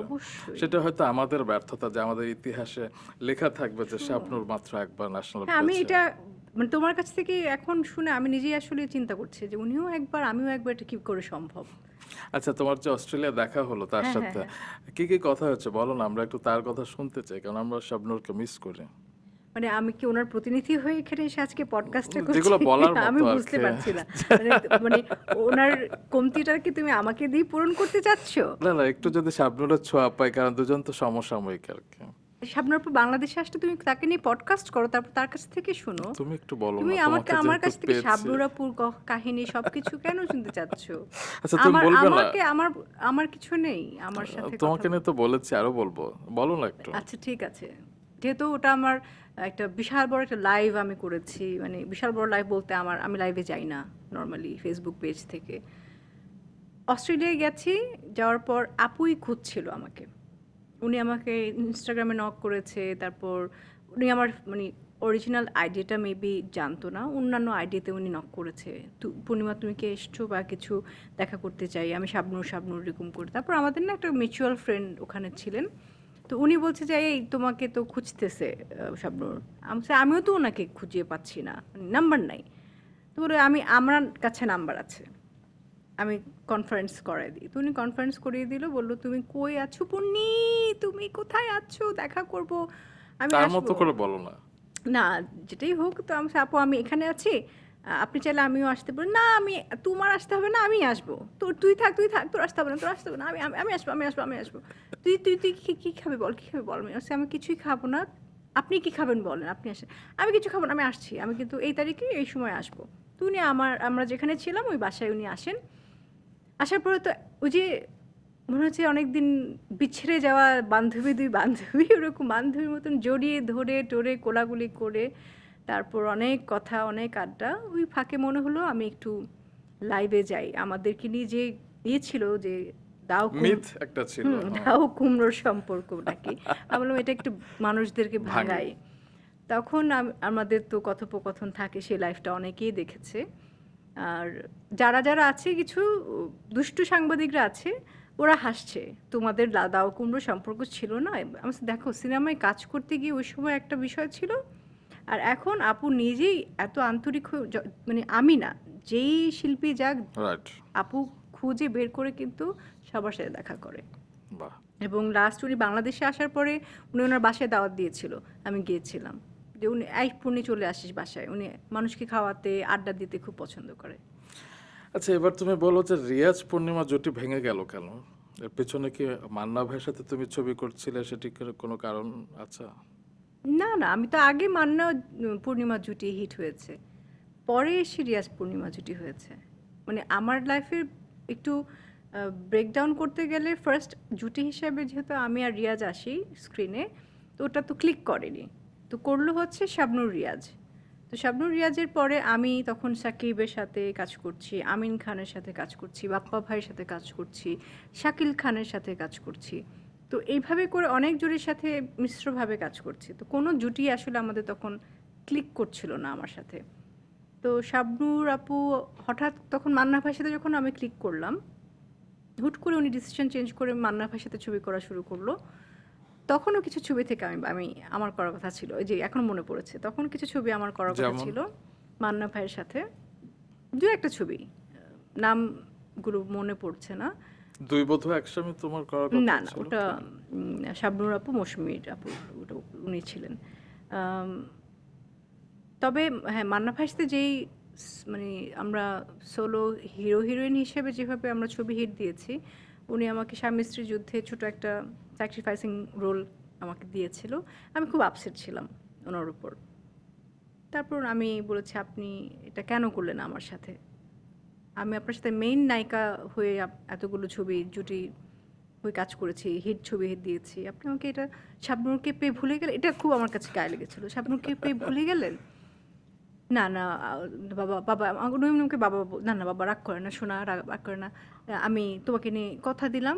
মানে ওনার প্রোডাকশনে কিন্তু সবসময় উনি নায়ক, দুই নায়িকা থাকে, হুম হুম হুম। এটা ওনার ট্রেন্ড ছিল। অনেকগুলাতে আমি দেখেছি। তোমাকে নিয়ে আমি যদি কখনো বানাই, তোমাকে মেইন হিরোইন রাখবো, এবং আমার প্রোডাকশনের এই ধারা এটা চেঞ্জ করে দুই নায়ক রাখবো। তো মান্না ভাই কথা রেখেছিলেন। মান্না ভাই তখন বললো যে আমি আমার গীতাঞ্জলি চলচ্চিত্রের যেই ট্রেন্ড, নায়ক একা থাকে নায়িকা দুইটা থাকে, এটা এই ট্রেন্ডটা বদলে নায়িকা একজন নায়ক দুজন করছি। সো সেটা ছিল মনের সাথে যুদ্ধ। আচ্ছা, জেমস ভাইয়ের গান ছিল যে যেখানে। আসবার কালে আসলাম একা, যাইবার কালে, সেই গান এবং আরও অনেকগুলো গান হিট হয়েছিল তখন। এই উনি কথা রেখেছেন, মানে আমাকে একা নায়িকা নিয়ে দুই নায়কের সাথে মনের সাথে যুদ্ধ ছবিটা করেছি। বাহ। আচ্ছা, তুমি যখন অভিনয় এসেছিলে 1998 সালে, যখন তোমার প্রথম ছবি মুক্তি পেয়েছিল, আমরা তো শাবনূর আপার কথা শুনলাম, কিন্তু বাকি নায়িকারা তোমাকে কিভাবে গ্রহণ করেছিল? শাবনূর আপু ছাড়া মৌসুমী আপুর সাথে আমি কাজ করেছি একই সিনেমাতে, ময়ূরের সাথে আমি কাজ করেছি, মুনমুন ছাড়া পপির সাথে কাজ করেছি সহশিল্পী হিসেবে। বাকি আরও কয়েকজন নাম মনে আসছে না ঠিক, হুম হুম। এরকম ছিল। কিন্তু ওই সময়টা একটু আমাকে ধৈর্য ধরে স্যাক্রিফাইস করতে হয়েছিল, বিকজ ওদের ক্যারেক্টারটা একটু বড় ছিল, মানে ভরপুর আর্টিস্ট, সেখানে দেখা গেল পপির রোলটা একটু বেশি, আমারটা একটু কম। মৌসুমী আপুর ক্যারেক্টারটা একটু বড়, আমারটা একটু ছোট, এরকম কাজও আমি করেছি। ওই সময় ময়ূরের কিছু দেখা গেলো ওর 3টা গান আমরা কিন্তু ইয়ে করতাম, মানে কাউন্ট করতাম সিনেমাতে গান গান কার কয়টা কি আছে। দেখা গেলো ওই সিনেমাতে আমার একটা গান, ময়ূরীর হয়তো বা 2টা গান বা কিছু। তো এরকম আরও অনেক শিল্পী আছে। তখন কি তুমি আপসেট হয়ে যেত? আপসেট হতাম কি, তখন আমার কাজ দরকার, মানে আমার সিনেমা রানিং আছে, আমরা কাজ করছি। আমি আর শাকিব খানই সেকেন্ড পেয়ারও ছিলাম এমন ছবিতে, ফার্স্ট পেয়ার অন্য কোনো আর্টিস্টরা ছিল। তো আমাদের শুধু 2টো গান, আর লাস্টে একটু এন ক্লাইম্যাক্সে মারামারি, বাকিটা ওই ফার্স্ট যে জুটি ওদের উপর সব কিছু। এরকম কাজও আমি আর শাকিব খান করেছি। বাহ। তো আসলেই মানে, তবে হ্যাঁ, এখন শাকিব খানের জন্য সত্যি মানে ভালো লাগে, আমি ট্রুলি অ্যাপ্রিসিয়েট করি ও যে চেঞ্জেসটা এনেছে। আমি যেমন আমার একটা জায়গা ধরে রেখেছি আমার সাইড থেকে, ও কিন্তু অনেক উপরে উঠতে উঠতে নিজেকে গ্রুম আপ করতে করতে খুব সুন্দর একটা জায়গায় এসেছে। অবশ্যই। তো গ্রুম আপ হওয়া দুজন মানুষকে তো আমরা একসাথে সিনেমা দেখতে চাই, তুমি কি বলো? আমিও দেখতে চাই, তুমি কি বলো? অবশ্যই, এবং নির্মাতারা কি বলেন সেটা আমরা শুনবো, আর তারা কমেন্ট বক্সে লিখবেন, আমরা নিশ্চয়ই দেখবো যে কারা কারা তোমাদেরকে কাস্ট করেন আর কি। আমি একটু পেছন ফিরে যাই, তোমার পড়াশোনার খবর একটু জানি। তুমি পড়াশোনা করতে, আমি শুনেছি তুমি স্কুলের পাশাপাশি মাদ্রাসাতেও পড়তে যেত, এবং সেখানে তুমি ইমামতি করতে। বলো না গল্পগুলো। একটা টাইমে তো মানে স্কুল শেষ করে এসে বিকাল 3টার সময় হচ্ছে ওখানে হুজুরের কাছে পড়তে যাওয়া, তো ওটা মাদ্রাসা ছিল। তো হুজুরের কাছে আমাদের কোয়ার্টারের আমরা কয়েকজন মিলে পড়তে যেতাম। তো ওই যে বলেছি মা, আমি এর আগেও বলেছি, মা বলতেন যে আরবি শেখাটা জরুরি মুসলিম হিসেবে, ইসলাম ধর্ম গ্রহণ করা আমাদের যেহেতু এটা পড়া দরকার, জি। সেভাবে সেই প্র্যাকটিসটা উনি রেখেছেন। তো শিখেছি, যেতাম। তারপর আমাকে ফার্স্ট হচ্ছে হুজুর প্র্যাকটিসই করিয়েছেন আগে নামাজ শিক্ষাটা। তো নামাজে জোরে উচ্চারণ করে একদম শুরু থেকে নিয়ে শেষ পর্যন্ত কয় রাকাত থেকে কত রাকাত শেষ করতে হবে, পড়তে হবে, তো ওটার স্পষ্ট ভাষী আমি ছিলাম। এবং আমার ওই উচ্চ স্বরে শোনাটা হয়তো বা তার হুজুরের পছন্দ হয়েছিল। তো তখন আমাকে ডেকে নিয়ে বলেছিল, তুমি আগে দাঁড়াও, তুমি ইমামতি করো, তোমার পেছনে পেছনে বাকিরা শিখবে। তো ওটা বাহ, কোয়ার্টারে আমি করেছিলাম। বাহ। তো স্কুলে থাকতে তুমি অনেক দুষ্টুমি নিশ্চয় করতে, যেটা তুমি বলছিলে যে তুমি অনেক দুষ্ট ছিলে, কখনো নকল করেছিলে? কাহার? হয় না যে পরীক্ষা হলে নকল করা? হ্যাঁ, করেছি তো। ধরা খেয়েছিলে? হ্যাঁ, ধরাও খেয়েছিলে? নকল করেছি। ধর্ম সাবজেক্টে আসলে একটু কঠিনই ছিল। ও মানে তুমি একদিকে ইমামতি করো আর একদিকে ধর্ম। হ্যাঁ, মানে আরবি লিখতে ভাই, পড়তে উচ্চারণ করে পড়তে মুখস্থ করে বলতে এক জিনিস, আর হচ্ছে লেখাটা তো আরেক জিনিস। তো ওই একটা 6 লাইনের একটা মনে হয় সূরা ছিল, ওখানে 2 লাইন মোটামুটি শিখেছিলাম, বাকি 4 লাইনটা শিখতে পারিনি। তো ওটা কী করেছি, তো যে আমাদের কমন জ্যামিতি বক্সের পিছনে পেন্সিল দিয়ে লিখে নিয়ে গিয়েছিলাম। তো ওটা এরকম করে রেখে দেখে দেখে লিখছিলাম। স্যার সুন্দর করে সে বক্সটা উঠিয়ে নিয়ে চলে গেলেন, আমার খাতাটা নিয়ে গেলেন, আমি এরকম করে চুপচাপ বসে থাকলাম। তো ওটা আমার কাছে খুব ইনসাল্টিং, চোখে পানি চলে আসছে যে আসলে ধরা খেলাম। তখন মনে এমন জিদ আনলাম যে যেহেতু এটা মিড টার্ম ছিল, ফাইনালটা ছিল না, ফাইনাল পরীক্ষায় আমি দেখিয়ে দিব স্যারকে। তো ওটাতেই মনে হয় আমি 100 মার্কস ছিল, তো 100-এর মধ্যে মনে হয় 98 পেয়েছি। ওয়াও, 98টা তোমার জন্য লাকি মনে না, হচ্ছে। হ্যাঁ, মেবি। আসলে পূর্ণিমা যখন জেদ করে তখন সেটা আসলে অ্যাচিভ করে ছাড়া। ট্রু। আমি চাই যে এখন জেদ করুক, যে করে হোক 2026 একটা ধামাকা সিনেমাতে আমাদেরকে উপহার দেবে। কি জেদ বলো? করে? আমি জেদ করে? একটু পরিচালকদেরকেও জেদ করতে বলো। প্রোডিউসার, পরিচালক, তোমরাও একটু জেদ করো। আচ্ছা, তোমার কখনো মনে হয় না যে তুমি প্রডিউস করবে? কারণ অনেক নায়িকা তো প্রডিউসার হয়েছে অতীতে কিংবা বর্তমানে আমরা দেখি। তুমি বলো না যে তোমার টাকা পয়সা নেই? আমার লাইনটা আগেই বলে দিলে। টাকা পয়সা নেই। এটা তো কেউ বিশ্বাস করবে না। আমি ইউটিউবে দেখে যে পূর্ণিমা কত টাকার মালিক ভিডিও সহ দেখুন। তোমরা এই ইউটিউবে এইসব বিশ্বাস করো? তুমি বিশ্বাস করো? তুমি বলো, মানে আচ্ছা টাকা পয়সা তুমি তো একটা ইনভেস্টর নিতেই পারো। আমার কথা হচ্ছে কি তুমি প্রডিউস করো কি ডিরেকশন দাও, তোমাকে তো আমরা নিউ ফর্মেও দেখতে চাই। আমি আজকেই মাছরাঙাকে বলে যাচ্ছি, প্লিজ প্রডিউস, আপনারা এটা বিগ ইনভেস্টমেন্ট আমার পেছনে করেন, শুধু মানে বিচারক হিসেবে না ডেকে নায়িকা হিসেবে। আপনারা, তোমরা কিন্তু ছবি করছো, কোথায় আমি কোথায়? আচ্ছা যাই হোক, এখন এবার কেন এখন উত্তর দিচ্ছ না এই কেন? দাঁড়াও, তোমার ঘরে যাই এবারে। আমার ঘরে না, আমি আগে তোমার ঘরটা আগে ধরি। তোমাদের ঘর থেকে তো ছবি হচ্ছে। হবে ইনশাল্লাহ তোমার কোথায় আমি সাথে। কোথায়? হবে তখন ইনশাল্লাহ। তোমাদের চিন্তা ভাবনা আমি সেটা নাই। তো আসলে ডিরেক্টরের চয়েস অনুসারে সেটা হবে আর কি। ওকে।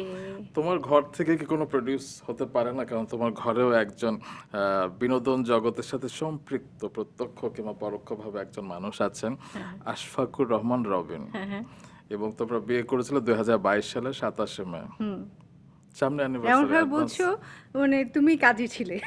না কাজে ছিলাম না, শুনেছি আর কি, একটু আচ্ছা। পরেই শুনেছি আর কি। Okay. হ্যাঁ, তো তিনিও তো কাজ করতে পারেন, তিনিও তো প্রডিউস করতে পারেন। তিনি প্রডিউস করছেন, তো কাজ করছেন, নাটকের করছেন, আচ্ছা, আমি সিনেমাতে একটা- আশাবাদী তাহলে তিনি সিনেমাতেও করবেন আর কি। ইনশাল্লাহ। কিছুদিন আগে তোমাদের সাথে যখন দেখা হলো, সেদিন বলা হয়নি, আজকে একটু সবার সামনে বলি আর কি। আমার না এত অদ্ভুত ভালো লেগেছে তোমাদের একসঙ্গে দেখে, এবং তোমাদের কেমিস্ট্রি, দুজনের চোখের দিকে তাকিয়ে নীরবভাবে কথা বলা কিংবা রেসপেক্ট, সেটি আমাকে অনেক মুগ্ধ করেছে। এবং গত বছর তোমরা যখন অ্যানিভার্সারিতে তুমি পোস্ট দিয়েছিলে, স্ট্যাটাস দিয়েছিলে যে 3 বছর পার করলাম এবং অনেক ধৈর্য, অনেক সব কিছু মিলে আমরা পার করেছি, এবং তুমি আমার সাথে ছিলে বলে এই সময়টা এত সুন্দর ছিল।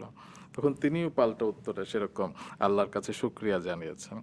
তো কিছু বিষয় থাকে যেটা আসলে বাইরে থেকে বলার কিছু নেই, কিন্তু আসলে অনুভূতির বিষয়।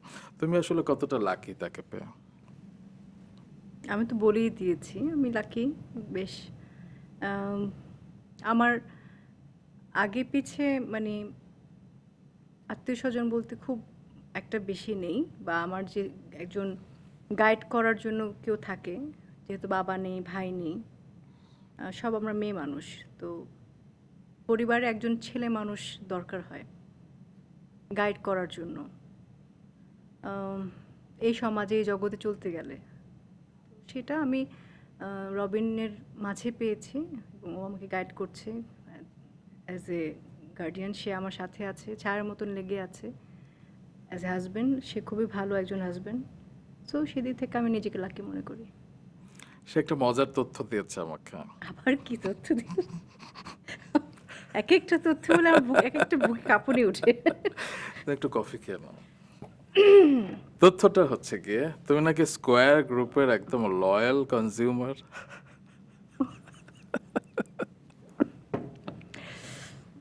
ঘটনা সত্য।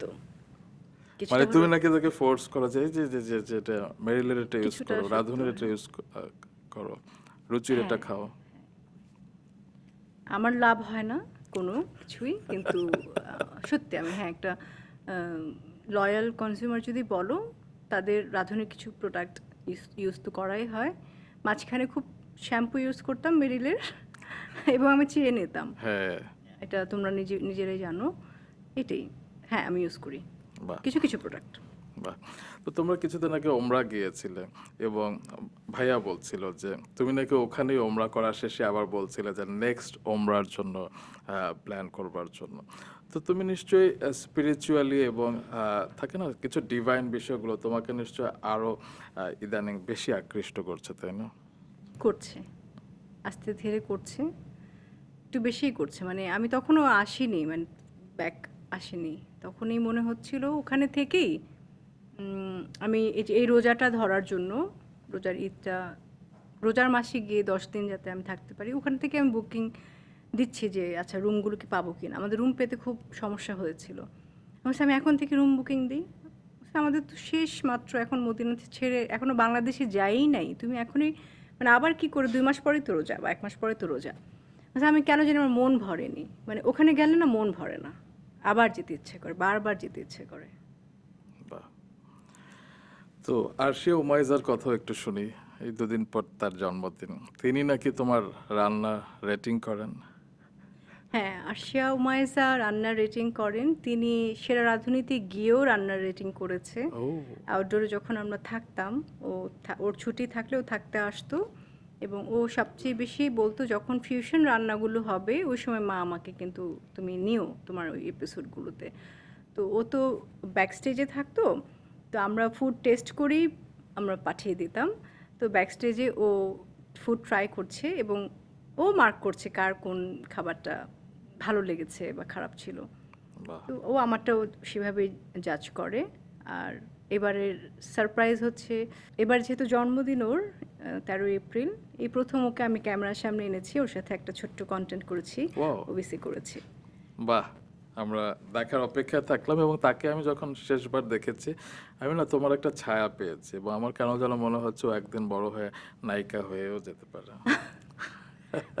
ভবিষ্যৎ আমরা কেউ জানি না, বাহ। বলা যায় না। আচ্ছা, তুমি ভবিষ্যৎ নিয়ে কি ভাবো? মানে কখনো মৃত্যু ভাবনা তোমার ভেতরে আসে? প্রতিদিন, প্রতিদিন, এখনো তোমার শো শেষ করে আমি যে ঠিক মতন বাসায় যেতে পারবো কি না এটা আমি জানি না। এই জন্য সারাক্ষণ ইস্তেগফার করতে থাকি যে মৃত্যু হলেও যেন আল্লাহর নামটা সবসময় মুখে থাকে, এটা আমি মেনটেন করি। কারণ জন্ম মৃত্যু বিয়ে বলে না যে সব কিছু আল্লাহর হাতে, মৃত্যুটা স্পেসিফিকভাবে মৃত্যুটা মানে কখন যে হয়ে যায় বলা যায় না। পূর্ণিমা, তুমি কি সবসময় তোমাকে সবার কাছে বুঝতে দাও? মানে কখনো কি, আমার যেটা মনে হয় যে তুমি একটা দেয়াল তৈরি করে রাখো, অনেকে তোমাকে, তুমি অনেক হাসতে থাকো, অনেক চুলবুলি থাকো, কিন্তু তোমার ভিতরে অনেক সময় অনেক ঝড় বয়ে যায়, সেগুলো তুমি সামলাও কিভাবে একা একা? একা একা চুপ হয়ে যাই, আমি চুপ হয়ে যাই, ব্ল্যাক আউট হয়ে যাই অনেক সময়।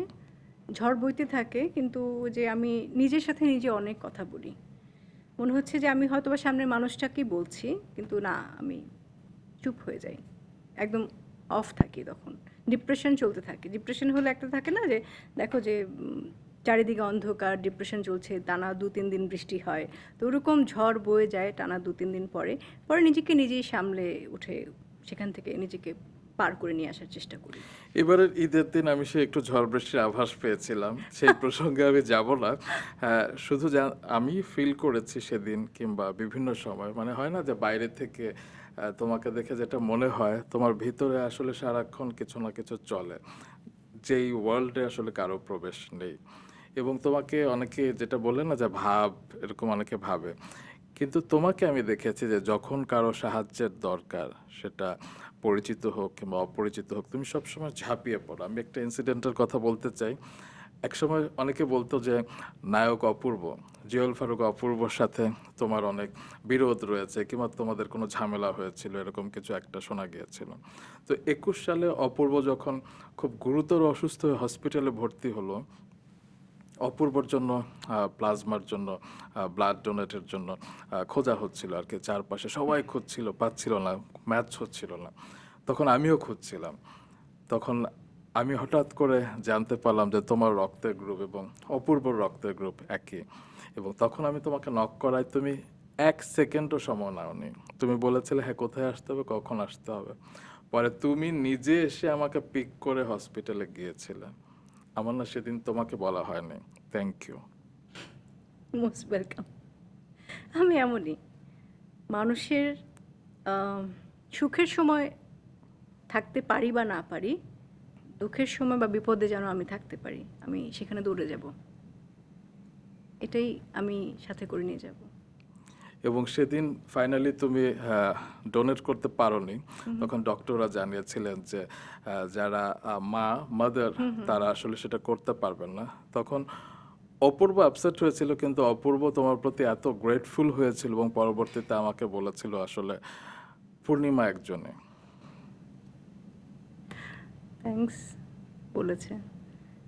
আমি জানি না কি একটা একটা ভুল বোঝাবুঝি ছিল হয়তো বা আমাকে নিয়ে ওনার, আমি বিষয়টা একদম মানে শিওর না, কিন্তু আমার তখন মানে আমি তখন মাত্র ডেঙ্গু থেকে উঠেছি, তখনই ওই ব্লাডটাই মানে প্লাজমাটাই দরকার ছিল। তো তুমি আমাকে এইভাবে বুঝিয়েছিলে, কেন ফোন করেছো কি আমি শুনলাম, আচ্ছা। রাইট। তার মধ্যে আমি যখন শুনেছি যে আচ্ছা অপূর্ব আমাকে পছন্দ করছে না, দেখতে পারে না বা কিছু আছে, এরকম শুনেছি, আমার কানেও এসেছে। হ্যাঁ, আমি জানি। তো আমার কাছে মনে হয়েছে আচ্ছা যে মানুষটা আমাকে পছন্দ করে না, দেখতে পারে না বা এরকম অনেকে কথা ছড়ানোর জন্য বলে, তার হেল্প করতে আমি কেন যাব? এটা মাথায় আসে নাই। যখন শুনেছি যে উনি খুব গুরুতর অসুস্থ আছেন এবং আমার এই সময়কার ব্লাডটাই বা প্লাজমাটা নিলে হয়তো বা উনি উপকৃত হবেন, আমি আমি প্রথম কথাতেই বলেছি কোথায় আসতে হবে বলো, আমি এসে আমার মেয়ে তখন আরও ছোট, তো ওকে ঘরে কাজের বুয়ার কাছে রেখে দেন আমি রওনা দিয়েছি। বাহ, তো ওই মানুষের কথা মানে শোনা কথা নিয়ে যে আমার উপর রাগ, আমাকে সে পছন্দ করে না, দেখতে পারে না, ওগুলো নিয়ে বসে থাকি না কখনোই। তুমি কি কখনো অর্থ কষ্টে ভুগেছো? হুম, ভুগেছে। সেটা কি নায়িকা হবার পরও? হ্যাঁ, কিভাবে সামলে নিয়েছো? ধৈর্য ধরেছি, অপেক্ষা করেছি। আর হয় না যে আমাদের ফিজিক্যাল কেয়ারের পাশাপাশি মেন্টাল হেলথেরও যত্ন নিতে হয়। তুমি নিজেকে কাউন্সিলিং করো কিভাবে? যেহেতু আমি বললাম না একটু স্পিরিচুয়াল দিক থেকে যদি বলি, আমাদের ইসলামেই আছে যে ধৈর্য ধরো, সাবার করো। তো ধৈর্য ধরে আসলে আম, দেখতে চেয়েছি যে আমি এই সিচুয়েশনটা ওভারকাম করে যাব এবং ইনশাল্লাহ ভবিষ্যতে এটা আমার পরীক্ষা, আল্লাহর পক্ষ থেকে এটা আমার পরীক্ষা, ইনশাল্লাহ ভালো কিছু আমার জন্য অপেক্ষা করছে এবং তাই অবশ্যই। হয়েছে। অবশ্যই। তো আমরা একদম শেষের দিকে চলে এসেছি, অনেক ভারী ফাইনালি ভারী কথা হলো না ফাইনালি, কিন্তু আমার কেন যেন কিছু অপূর্ণতা মনে হচ্ছে। আচ্ছা কি নেই বলো তো? আমি জানি না তুমি বলো না কি বলতে চাও, একদম তোমাকে খোলা সুযোগ দেওয়া হলো, তুমি বলো কিছু, কি নিয়ে বলবো। প্রশ্নও করতে পারো। আচ্ছা তোমার এই যে তোমার পডকাস্টে এতগুলো সেলিব্রিটি যে এসেছে, তোমার সবচাইতে পছন্দের কোন এপিসোডটা পডকাস্টে বলো? সবগুলো না একটা তো থাকতে, আচ্ছা সবচেয়ে ওয়ার্স্ট কোনটা, সবচেয়ে বেস্ট কোনটা, এটা বলো। ওর্স কোনটা না, না। তোমার কাছে তোমার সব সিনেমা সন্তানের মতো, আমার প্রত্যেকটা আচ্ছা এপিসোড সন্তানের মতো, আচ্ছা। তোমাদের থেকে এগুলো শিখেছি। ও, আমি তো অন্য কাহিনী শুনেছিলাম একটু তোমার। ও রিয়েলি? সেই আমার বাসায় যখন তুমি ইফতার করতে এসেছিলে, তখন আমি একটু তোমার কাছ থেকে স্টোরি শুনেছিলাম তোমারও। না, সেটা নিয়ে আমি একটা বই লিখবো। তুমি যেরকম নায়িকাদের বই লিখবে না, তাই তোমার না? আত্মজীবনী লিখবে, আমি সেরকম বিহাইন্ড দ্য ফেমের একটা বই লিখবো। এখন সেখানে তুমিও আসলে টেকনিক্যালি এড়িয়ে গেলে কিন্তু। তোমাদের থেকে শেখা। তাই আচ্ছা, তোমাকে তো এখন মিমিক্রি কুইন বলা হয়, কিন্তু আজকে মিমিক্রি তোমাকে করতে বলা হলে আমি নিশ্চিত তুমি করবে না। তো তোমাকে এই বিপদে ফেলবো না, কিন্তু আমি একটা গান শুনতে চাইবো তাকে, কারণ তুমি তো খুব সুন্দর গাও হ্যাঁ, সুন্দর করে গান গাই। এবং সেটা শুনে কখনো মনে হয় বেবি নাজরিন, কখনো শুনে মনে হয় কনক আপা, কখনো শুনে মনে হয় মমতাজ আপা, মানে তুমি তো সবার গান খুব সুন্দর সুন্দর করে গাইতে পারো। আজকে একটু বেবি আপার কোনো গান আমাকে শোনাও না। আল্লাহ মাফ করুক, আমি কনক আপারটা কখনো চেষ্টা করিনি, উনি অনেক সবাই গুণী শিল্পী, তবে বেবি আপারটা আমার জন্য একটু সুবিধা হয়, কারণ ওনাকে না আমি একটু মিমিক্রি একটু বেশিই করে আসছি। তাছাড়া বাকি গুণী শিল্পীদের মিমিক্রি কপি আমি করিনি। তো আজকে গান বেবি ব্যাপারটা হচ্ছে রিসেন্টলি কিছুদিন আগে আমরা একসাথে অ্যাওয়ার্ড পেয়েছি, বিশেষ সম্মাননা পেয়েছিলাম। তো তখনই বলছিল যে কিরে আড্ডা হবে না, কত আড্ডা দিতাম আমরা। সে হ্যাঁ আপু, আড্ডা তো দিতাম এক সময়, আপনি তো দেশের বাইরে ছিলেন, যে এখন আছি, আয় চলে আয় আড্ডা দিব, ওরকম করে। তো এই যে এই ভয়েসটা একদম পাশে থেকে না আমি ওনাকে ওই যে গিলেছি, কপি করেছি, তো এভাবেই। তো যখন বলছে তুই কিন্তু ভালোই পারিস রে আমার কপি করতে, একদিন ঘরে বসে আড্ডা দিয়ে, মানে ডাকে, আপু কিন্তু ডাকে। তো বেবি আপারই একটা খুব পছন্দের একটা গান আছে, কোন গান? ওই গানটা দু চোখে ঘুম ওয়াও, আসে না, আমার হ্যাঁ? খুব পছন্দের গান। ওটাই আমি গেয়ে দিচ্ছি।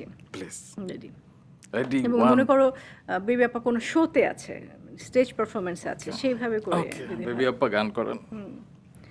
উম, দু চোখে ঘুম আসে না তোমাকে দেখার পরে, তোমাকে দেখার পরে দু চোখে ঘুম আসে না তোমাকে দেখার পরে, তোমাকে দেখার পরে। বাহ বাহ বাহ বাহ বাহ বাহ। আমাকে মারবে বেবি আপা। একটুও না, তারা জানেন যে তুমি মিমিক্রি করছো এবং তুমি তো আসলে সম্মান করো, শ্রদ্ধা Thank you, করো, thank এটি you এক so ধরনের much. ভালোবাসা। শ্রদ্ধা থেকে বেবি আপার ফ্যান, বিগ ফ্যান আমি। একদম, আমরা সবাই। তবে আজকে যে তুমি এসেছো এবং 11 তারিখ, 11 হচ্ছে আমাদের তারিখ, এবং সেই 11 তারিখে তুমি আমাকে সময় দিয়েছো, আমার দর্শক শ্রোতাদের সময় দিয়েছো, অনেক অনেক ধন্যবাদ। তোমার কেমন লাগলো বলো? আমারও ভীষণ ভালো লাগলো, অনেক লং একটা আড্ডা হলো, অনেক কিছু তথ্য তুমি আমার কাছ থেকে পেলে যা দর্শকরা হয়তো বা জানতো না।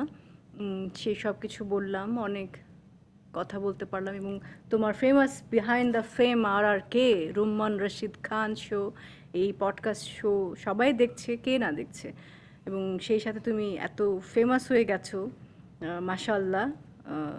তোমার প্রত্যেকটা শো, প্রত্যেকটা এপিসোড নিয়ে সবাই অনেক প্রশংসা করে। আমিও আজকে আসতে পেরে আমার খুব ভালো লেগেছে। থ্যাংক ইউ সো মাচ আমাকে ইনভাইট করার জন্য। অনেক অনেক ধন্যবাদ পূর্ণিমা, ভালো থাকবে তুমি। আবার দেখা হবে অন্য কোনো আয়োজনে, বড় পর্দায় দেখা হবে ইনশাল্লাহ। আমি একটু দর্শকদের কাছ থেকে বিদায় নিয়ে আসছি। কিছু মানুষ সময়ের সঙ্গে বদলে যান, আর কিছু মানুষ সময়কে আগের থেকে সুন্দর করে তোলেন। দিলারা হানিফ পূর্ণিমা ঠিক তেমনই একজন। আজকের পডকাস্ট শেষে একটি কথাই বলা যায়, পর্দায় হোক কিংবা জীবনের গল্পে, পূর্ণিমা থাকলে আলোটা একটু বেশি উজ্জ্বল হয়। ডিয়ার ভিউয়ার্স অ্যান্ড লিসেনার্স, কেমন লাগলো আজকের পডকাস্ট অবশ্যই জানাবেন। আর হ্যাঁ, আজকের পর্বের আনকাট ফুল ভার্সন দেখতে চাইলে ভিজিট করুন মাছরাঙা প্রোগ্রাম এবং রেডিও 3 রাত 93.6 FM এর ইউটিউব চ্যানেলে। সেই সাথে ভিজিট করুন মাছরাঙা টেলিভিশনের ফেসবুক পেজে। আসছে শনিবার রাত 9টায় আবারও দেখা হবে নতুন কোনো গল্পে, নতুন কোনো অতিথির সাথে। ততক্ষণ পর্যন্ত ভালো থাকুন, মনের মাঝের আলোটা জ্বালিয়ে রাখুন। বিদায়।